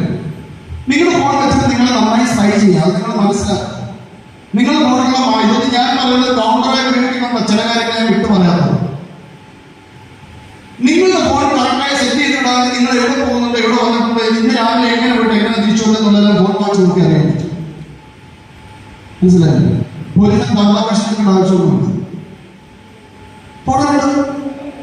എത്ര പേരുടെ ഗൂഗിൾ മാപ്പ് എന്ന് പറയുന്നത് ആക്റ്റീവായി കിടക്കുകയാണ്. പോയ വഴി നിങ്ങൾ പത്തനംതിട്ടയ്ക്ക് പോയ വഴി തിരിച്ച് വേറെ വഴികൾ അങ്ങനെ കാണിച്ചു.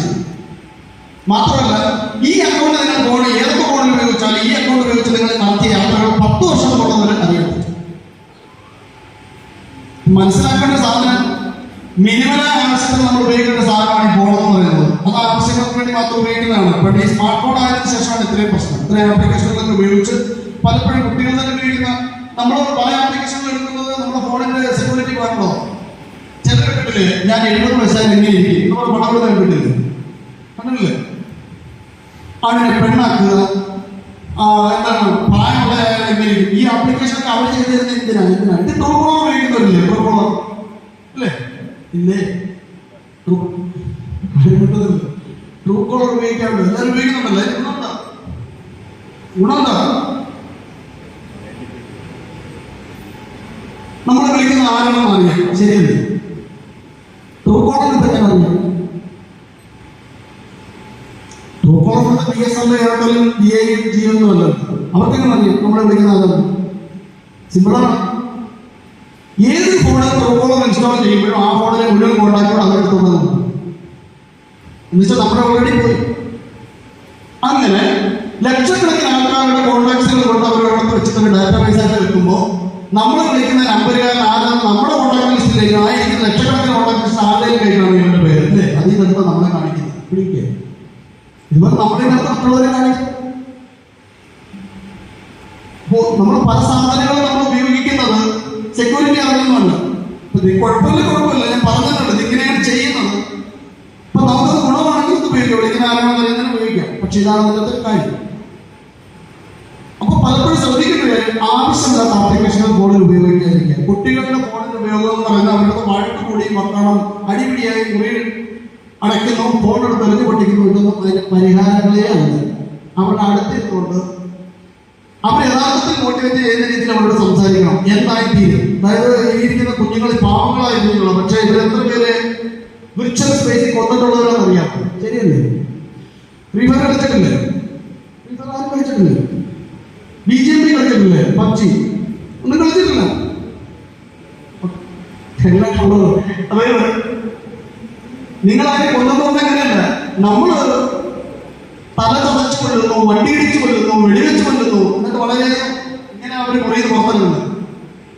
അവരോട് പറയണം, ഇവിടെ നീ ഇത്ര വലിയ വീരശൂര പരാക്രമമാണെന്നുള്ളവരെ നാട്ടുകാർക്കുള്ള അറിയാമോ? അപ്പൊ അതിന്റെ മീനിങ്ലെസ്നെസ് എന്താണെന്ന് അവൻ അറിഞ്ഞാൽ മാത്രമേ അവൻ നിന്ന് പുറകോട്ട് പോകുള്ളൂ. ഇതിനകത്ത് ഒരു കാര്യമില്ല. പകരം നീ പോയി ഫുട്ബോൾ കളിയിൽ ഗോൾ അടിച്ചിട്ട് പോവാം.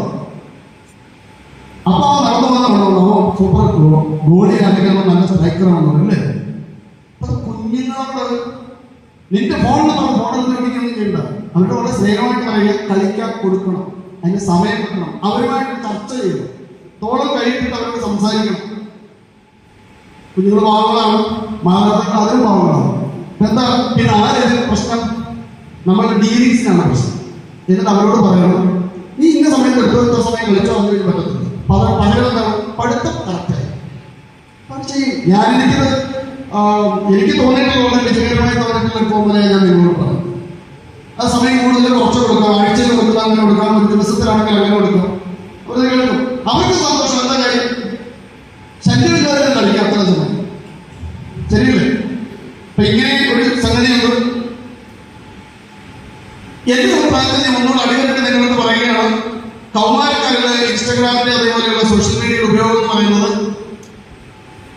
ഒരു ഈ കുട്ടികൾ കേൾക്കുന്ന നിങ്ങളൊരു കാര്യം പറയട്ടെ. കൃത്യമായിട്ട് നിങ്ങൾ ഉപയോഗിച്ചില്ലെങ്കിൽ നിങ്ങളുടെ ഫോണിന്റെ ഉപയോഗത്തെ പറ്റി മാതാപിതാക്കൾക്ക് അറിയാവുന്ന ആപ്ലിക്കേഷനുകൾ നിലവിലുണ്ട്. അറിയാമോ? നിങ്ങൾ ഇൻസ്റ്റാഗ്രാം എത്ര സമയം നോക്കുന്നു, നിങ്ങളുടെ ഫോണിൽ ഏതൊക്കെ ആപ്ലിക്കേഷൻ ഇട്ടിരിക്കുന്നു, അവരോട് ചോദിക്കാതെ നിങ്ങൾ ആപ്ലിക്കേഷൻ ഇടാൻ പറ്റില്ല. അവർക്ക് ദൂരെ നിന്നുകൊണ്ട് നിങ്ങൾ ആപ്ലിക്കേഷനുകളെ ബ്ലോക്ക് ചെയ്യാം, അവർക്ക് സമയം നിശ്ചയിക്കാം. അറിയാൻ പറ്റില്ല. അങ്ങനെയൊക്കെ പേരൻസ് ചെയ്തു തുടങ്ങുമ്പോൾ കുട്ടികൾക്ക് മനസ്സിലാവും കാര്യങ്ങൾ ബുദ്ധിമുട്ടാണ്. മനസ്സിലായില്ലേ? അത് ഏത് പ്രായം വരെയും നമുക്ക് അവരെ നമ്മൾ ഈ പറഞ്ഞതുപോലെ അവരുടെ സമ്മതത്തോടും കൂടി ഇട്ടുകൊടുക്കണം. അങ്ങനെയുള്ള ആപ്ലിക്കേഷൻ ഗൂഗിൾ ഫാമിലി ലിങ്ക് എന്ന് പറയുന്ന ആപ്ലിക്കേഷൻ ഗൂഗിളിൽ തന്നെയാണ്. അത് വേണമെങ്കിൽ ഫോണുകളിൽ ഇടാം. ഒരു പേരന്റിന്റെ ഫോണിൽ കുട്ടിയുടെ ഫോണിൽ ഇടാം. ആ കുട്ടിയുടെ അറിവോട് കൂടി തന്നെ ഇടുക. അങ്ങനെ ഇടാൻ എന്താ? കുട്ടിക്കറിയാൻ ഇട്ടിട്ടുണ്ട്, ഞാൻ ഇങ്ങോട്ട് എന്റെ ലൊക്കേഷൻ സൈറ്റ് വീട്ടുകാർക്ക് അറിയാൻ പറ്റും. എന്റെ ഫോണിൽ ഏതൊക്കെ ആപ്ലിക്കേഷനുകൾ ഉണ്ടെന്നും വീട്ടുകാർക്ക് അറിയുന്നുണ്ട്. ഇന്ന് നീ ഇൻസ്റ്റാഗ്രാം 30 മിനിറ്റ് ഉപയോഗിച്ചാൽ മതി എന്നുള്ള അങ്ങനെ സെറ്റ് ചെയ്ത് അത്ര ഉപയോഗിക്കാൻ പറ്റും. പിന്നെ ഉപയോഗിക്കാൻ പറ്റും. ഫോൺ രാത്രി 11 മണിക്ക് ശേഷം ഫോൺ എടുക്കാൻ പറ്റില്ല. ഫോൺ ഓണാവുന്നുണ്ട്, ഫോൺ എടുക്കാൻ പറ്റില്ല. അങ്ങനെയാക്കാം. രാവിലെ 5 മണി വരെ പിന്നെ ഓണാവുന്നുണ്ട്. മനസ്സിലായത്? ഇതൊക്കെ സെറ്റ് ചെയ്യാൻ പറ്റും. ഇത് അവരോട് പറഞ്ഞാൽ മതി, അങ്ങനെ നന്നായിക്കോളും. അറിയാത്തതുകൊണ്ടാണ് അങ്ങനെയൊക്കെ ചെയ്യാനുള്ള സംവിധാനങ്ങൾ നിലവിൽ ഉണ്ട്. അപ്പൊ മുതിർന്നവരോട് എനിക്ക് പറയാനുള്ള ഒരു കാര്യം എന്ന് പറഞ്ഞാൽ, സൈബർ സ്പേസിൽ നമ്മൾ പെരുമാറുമ്പോൾ അത് എല്ലാവരും ആയിട്ടുള്ള, ഞാൻ നേരെ ഷെയറിലോ അല്ലെങ്കിൽ ഈ പറഞ്ഞതുപോലെയുള്ള സാമ്പത്തിക നഷ്ടത്തിലൊന്നും പോകുന്നില്ല. പറഞ്ഞ ഇൻസ്റ്റാഗ്രാമിൽ കുറച്ച് പേരുമായിട്ടൊക്കെ പരിചയപ്പെടുന്നു. ഈ ജില്ലയിൽ 1,78,00,000 രൂപ ഒരാളാണ്. ഈ ജില്ലയിൽ 1,88,00,000 ഒരാൾ ഈ ജില്ലയിൽ നേടിയാണ്. അത്രയും പൈസ എടുക്കുന്ന സമയം ഉണ്ടായിരുന്നല്ല. 1 കോടി കാശൊക്കെ ഉണ്ടാക്കി നഷ്ടപ്പെട്ടുണ്ടാക്കിയ കാശ് ബാക്കി കടവും ബോർഡും എടുത്ത പൈസ പരിചയത്തിലുണ്ടായതാണ്. ഇവിടെ ഇരിക്കുന്നവര് വിദേശ മുതലുമായിട്ടുണ്ടാകുന്ന പരിചയം, അവിടെ വിറ്റ് അയച്ചിരുന്നു പറയുന്നു, വിറ്റിന്റെ ഫോട്ടോ എടുത്ത് അയച്ചു വരുന്നു, അത് നോക്കുമ്പോൾ ഡയറക്ടറൊക്കെ ഇരിക്കുന്നു. പക്ഷെ പണമേ വരുന്നുള്ളൂ, ഇവിടുന്ന് ഒരിക്കലും ഇവിടെ വരില്ല. കസ്റ്റംസിൽ നിന്ന് വിളിച്ചിട്ട് പറഞ്ഞു നിങ്ങളുടെ പേരിൽ നിന്ന് നിങ്ങൾ കസ്റ്റംസിൽ നിന്ന് വിളിച്ചിട്ട് പറയുക നിങ്ങളുടെ പേരിൽ പാഴ്സൽ ഇവിടെ വന്നു, ഇതിനകത്ത് NDMA ഉണ്ട്, പേടിക്കണം.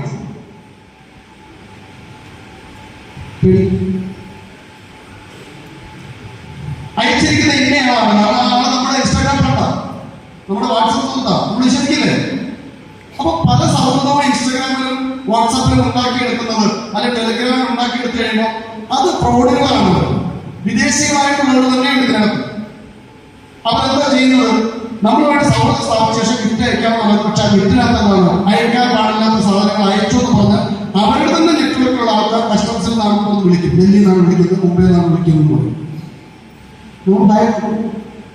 ഫൈൻ അടച്ച് രക്ഷപ്പെടാൻ വേണ്ടി നമ്മൾ രക്ഷകൾ കൊടുക്കും. ശ്രദ്ധിക്കേണ്ട ഒരു കാര്യം, അത്തരത്തിലുള്ള അറിയാത്തവരുമായിട്ടുള്ള സൗഹൃദം വേണ്ട. അത് പ്രത്യേകിച്ച് നമ്മുടെ കൗമാരക്കാരായ കുട്ടികൾക്ക് പറഞ്ഞു മനസ്സിലാക്കുക. നേരിട്ട് നിങ്ങൾക്ക് അറിയാൻ സാധ്യതയില്ലാത്ത ഒരാളുമായിട്ടുള്ള സൗഹൃദം വേണ്ട. 1. 2, പബ്ലിക്കായി മറ്റുള്ളവർ കാണാൻ സാധ്യതയുള്ള ഒരു പോസ്റ്റ് നിങ്ങൾ ഇടണം. എന്നുവെച്ചാൽ നമ്മുടെ സുഹൃത്തുക്കൾ മാത്രമേ കാണാൻ പാടുള്ളൂ. പ്രൈവസി ചെയ്ത സുഹൃത്തുക്കളെ കാണും.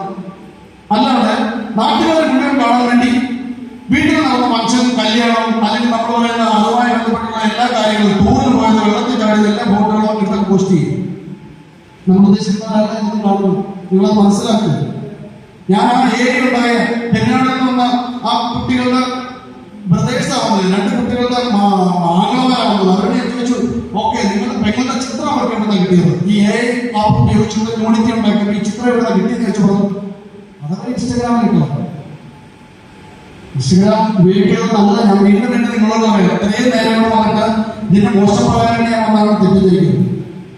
സുരക്ഷിതമായി ഉപയോഗിക്കാൻ വേണ്ടി ചില കാര്യങ്ങൾ നമ്മൾ ചില റെസ്ട്രിക്ഷൻസ് സ്വയം നമ്മൾ ഉണ്ടാക്കി തന്നെ പോകണമെന്നാണ് പറഞ്ഞത്. അപ്പൊ അത്തരം പടങ്ങൾ ധാരാളമായി അവൈലബിൾ ആണെങ്കിൽ അവരെന്ത് ചെയ്യും? അതെടുത്ത് മിസ്യൂസ് ചെയ്യാനുള്ള തോന്നൽ ഉണ്ടാകും. ഈ ഞാനൊക്കെ ചെറുപ്രായത്തിൽ പൊങ്കാലെന്ന് കേട്ടിട്ടുള്ള വാക്കിന്റെ അർത്ഥം നിന്ന് പൊങ്കാല അറിയാമോ? എന്നൊക്കെ ചെറുപ്പത്തിൽ പൊങ്കാല എന്ന് പറഞ്ഞാൽ ക്ഷേത്രങ്ങളിലെ പൊങ്കാലയ്ക്കാൻ പറയാം. ഇത് പൊങ്കാല എന്ന പൊങ്കാല ഇടുക അല്ലേ? ഇത് ആരെക്കൊണ്ടെന്നാണ് അറിയാം? നമ്മുടെ സൈബർ സ്പേസ് പ്രൊവൈഡ് ചെയ്ത ഒരു വാക്കാണ്. അതായത് കൂട്ടായിട്ട് സ്ത്രീകൾക്കും കുട്ടികൾക്കും എതിരെയൊക്കെ സൈബർ സ്പേസിൽ ആക്രമണം നടത്തുന്നതിന് പറയുന്ന ഓമന പേരാണ് പൊങ്കാല. പലപ്പോഴും നിങ്ങൾക്കറിയാം, സെലിബ്രിറ്റികളൊക്കെ എന്ത് ചെയ്യും? അവരെ പോസ്റ്റുകൾ എന്തെങ്കിലും ഇട്ടതിന് പേര്, അഭിപ്രായം പറഞ്ഞതിന് പേര് അവർക്ക് തന്നെ കൂട്ടായിട്ട് ആക്രമണം നടത്തി അവരെ പോസ്റ്റിൽ വിളിച്ച് അക്കൗണ്ടിൽ വാങ്ങിച്ചു കൊടുക്കും. കുറ്റകരമായിട്ടുള്ള കാര്യം, നമ്മളിരിക്കുന്ന പലരും പല സെലിബ്രിറ്റികൾ മരിക്കുന്നതിന് മുമ്പ് വന്നിട്ടുള്ളതാണ്. നമുക്കൊരു വാർത്ത വരുന്നു, ഒരാൾ ഐസിയിലാണ്, ഏതെങ്കിലും ഒരു സിനിമാ നടനോ നടിയോ അല്ലെങ്കിൽ ഏതെങ്കിലും ഒരു ഫേമസ് ആയിട്ടുള്ള ഏതെങ്കിലും സെലിബ്രിറ്റി ആയിട്ടുള്ള ഒരാള് സുഖമില്ലാതെ ക്രിട്ടിക്കൽ കണ്ടീഷനാണെന്ന് അറിയുമ്പോൾ പെട്ടെന്നൊരു മെസ്സേജ് നമുക്ക് വരുന്നു, അദ്ദേഹം നിര്യാതനായ അല്ലെങ്കിൽ ആ ആള് മരിച്ചു എന്ന് പറയും. ഉടനെ തന്നെ നമ്മൾ എന്ത് ചെയ്യും? അത് ഫോർവേഡ് ചെയ്യും. ശരിക്കും ഫാക്ട് ചെക്കിംഗ് എന്ന് പറയുന്നത് വളരെ പ്രധാനപ്പെട്ട ഒരു സംഗതിയാണ്. നമ്മുടെ നാട്ടിലിങ്ങനെ നുണപറഞ്ഞ് നടത്താൻ പറ്റില്ല. അല്ലെ അത്ര ചുരുക്കം വളരെ മൈക്രോസ്കോപ്പിക് ആയിട്ടുള്ള മൈനോറിറ്റി മാത്രമേ നുണപറഞ്ഞവർ ഇന്നുള്ളൂ നാട്ടിൽ. പുതിയ നുണ പറയാൻ പറയുന്നത് ഇത്. പക്ഷേ ഏറ്റവും കൂടുതൽ നുണപറച്ചിലുകാർ എവിടെയാണുള്ളത്? സൈബർ സ്പേസിലാണ്. ഏറ്റവും കൂടുതൽ ഫേക്ക് ന്യൂസ്, മുഴുവനും മിസ്ഇൻഫർമേഷൻ, ഫേക്ക് ന്യൂസ് എന്ന് പറയുന്ന പലർക്കും സൈബർ സ്പേസിലാണ്. ഈ പത്തനംതിട്ട ജില്ലയിൽ 2 പേർക്കെതിരെ 153A എന്ന സെക്ഷൻ പ്രകാരം നേരത്തെ കേസെടുത്തിട്ടുണ്ട്. വ്യാജവാർത്ത പ്രചരിപ്പിച്ചത്, കോവിഡ് കാലത്ത് ഏറ്റവും കൂടുതൽ വ്യാജവാർത്ത പ്രചരിപ്പിച്ചത്. അപ്പൊ നമ്മളുടെ പ്രശ്നം എന്താ? ഭിന്നതെല്ലാം പൊന്നാണെന്ന് വിശ്വസിക്കുന്നവരാണ് നമ്മൾ. സൈബർ സ്പേസിൽ നിങ്ങൾ സോഷ്യൽ മീഡിയയിൽ കാണുന്ന എല്ലാം സത്യമാണെന്നാണ് നമ്മുടെ വിശ്വാസം. ഒരിക്കലുമല്ല. ചെക്ക് ചെയ്യാതെ വന്ന ഒരു മെസ്സേജ്, ഒരു വാർത്തയും ഫോർവേഡ് ചെയ്യരുത്. മോശമായ ഒരു കാര്യം ഫോർവേഡ് ചെയ്യുന്നവര് IT ആക്ട് പ്രകാരം അല്ലെങ്കിൽ ഇത്തരത്തിലുള്ള കുറ്റകൃത്യങ്ങളിൽ 1-ാം പ്രതി, 2-ാം പ്രതി, 3-ാം പ്രതി ഒന്നുമില്ല. ഉണ്ടാക്കിയവരും ഫോർവേഡ് ചെയ്തവരും ഒരുപോലെ കുറ്റക്കാരാണ്. ആ ചിന്ത നമുക്കുണ്ടാവും.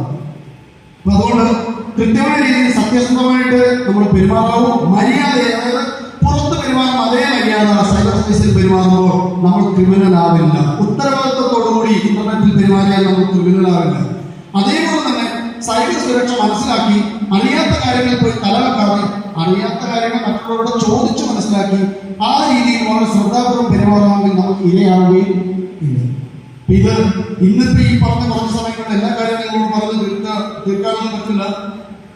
എങ്കിലും സാമാന്യമായി നമ്മൾ കാണുകയും കേൾക്കാൻ ചെയ്യുന്ന കുറച്ച് കാര്യങ്ങളാണ് ഞാൻ നിങ്ങളോട് പറഞ്ഞിട്ടുള്ളത്. എന്തെങ്കിലും നിങ്ങൾക്ക് ചോദിക്കാറുണ്ടെങ്കിൽ ചോദിക്കാം, എനിക്കറിയാവുന്നതാണെങ്കിൽ ഞാൻ പറയാം.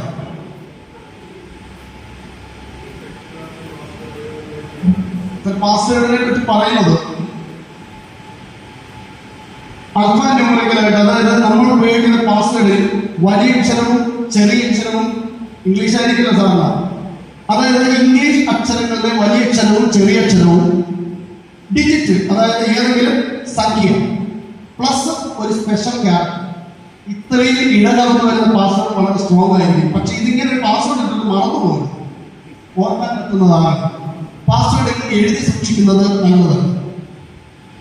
മനസ്സിലായില്ലേ? അതായത് ആ പാസ്വേഡിൽ നിന്നുണ്ടാവും ഒരാൾക്ക് ഊഹിച്ച് കണ്ടുപിടിക്കാൻ പറ്റുന്ന പാസ്വേഡ് അല്ല. ശരിക്കും പാസ്വേഡ് പറ്റി പറയുന്നത് തന്നെ എക്സ്ട്രീയിലേക്ക് ടൂത്ത് ബ്രഷ് എന്നാണ് പറയുന്നത്.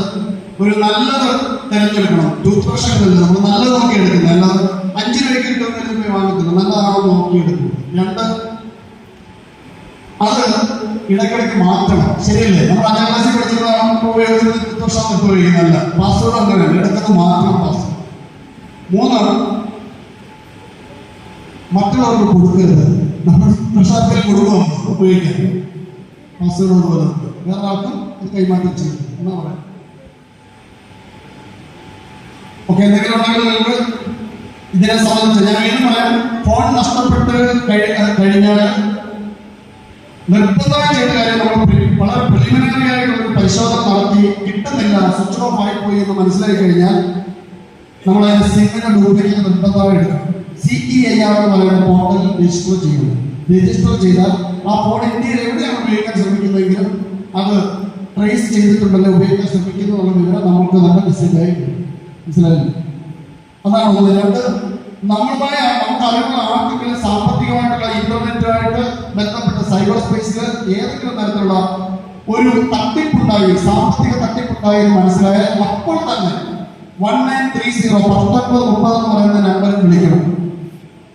ആ നമ്പറിൽ വിളിക്കുകയോ NCRP national cyber crime reporting portal എന്ന് പറയുന്ന ഒരു പോർട്ടലുണ്ട്.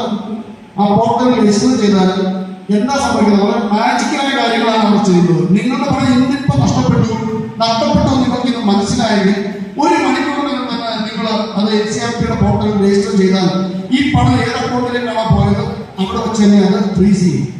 അവിടെ തന്നെ വീണ്ടും അടുത്ത അക്കൗണ്ടിലേക്ക് പോയെങ്കിൽ അവിടെ ഫ്രീസ് ചെയ്യും. അതായത് ഏതൊക്കെ ലേഖകളിലേക്ക് പോയാലും ആ അക്കൗണ്ടുകളെ ഫ്രീസ് ചെയ്യുന്നതാണ്.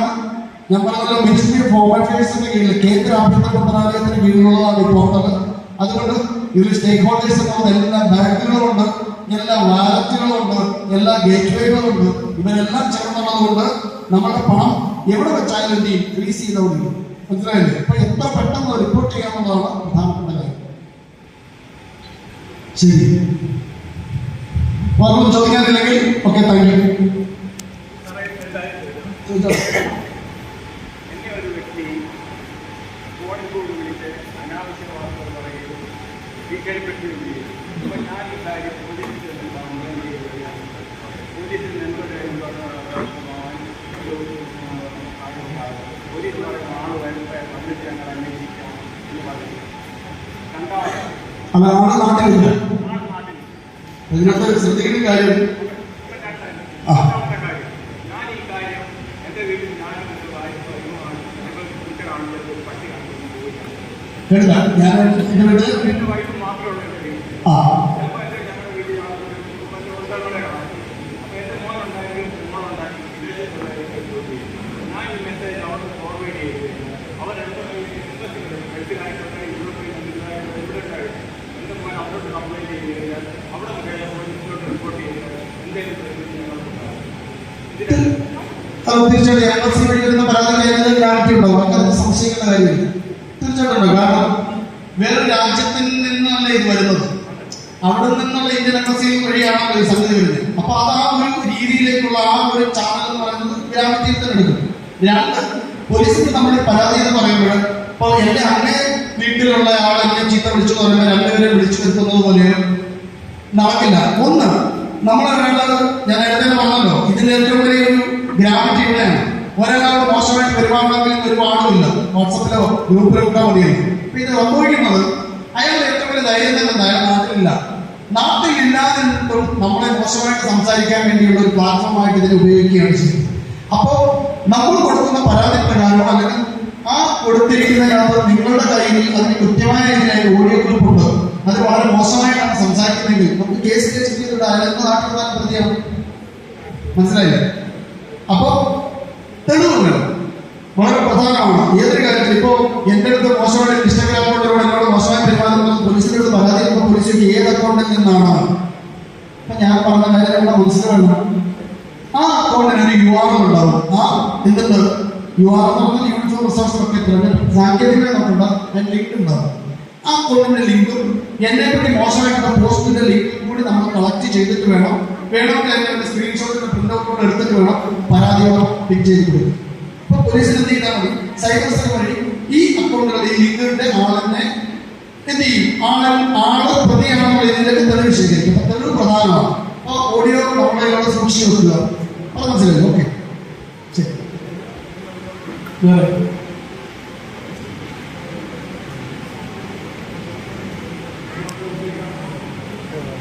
ശരി, താങ്ക് യു.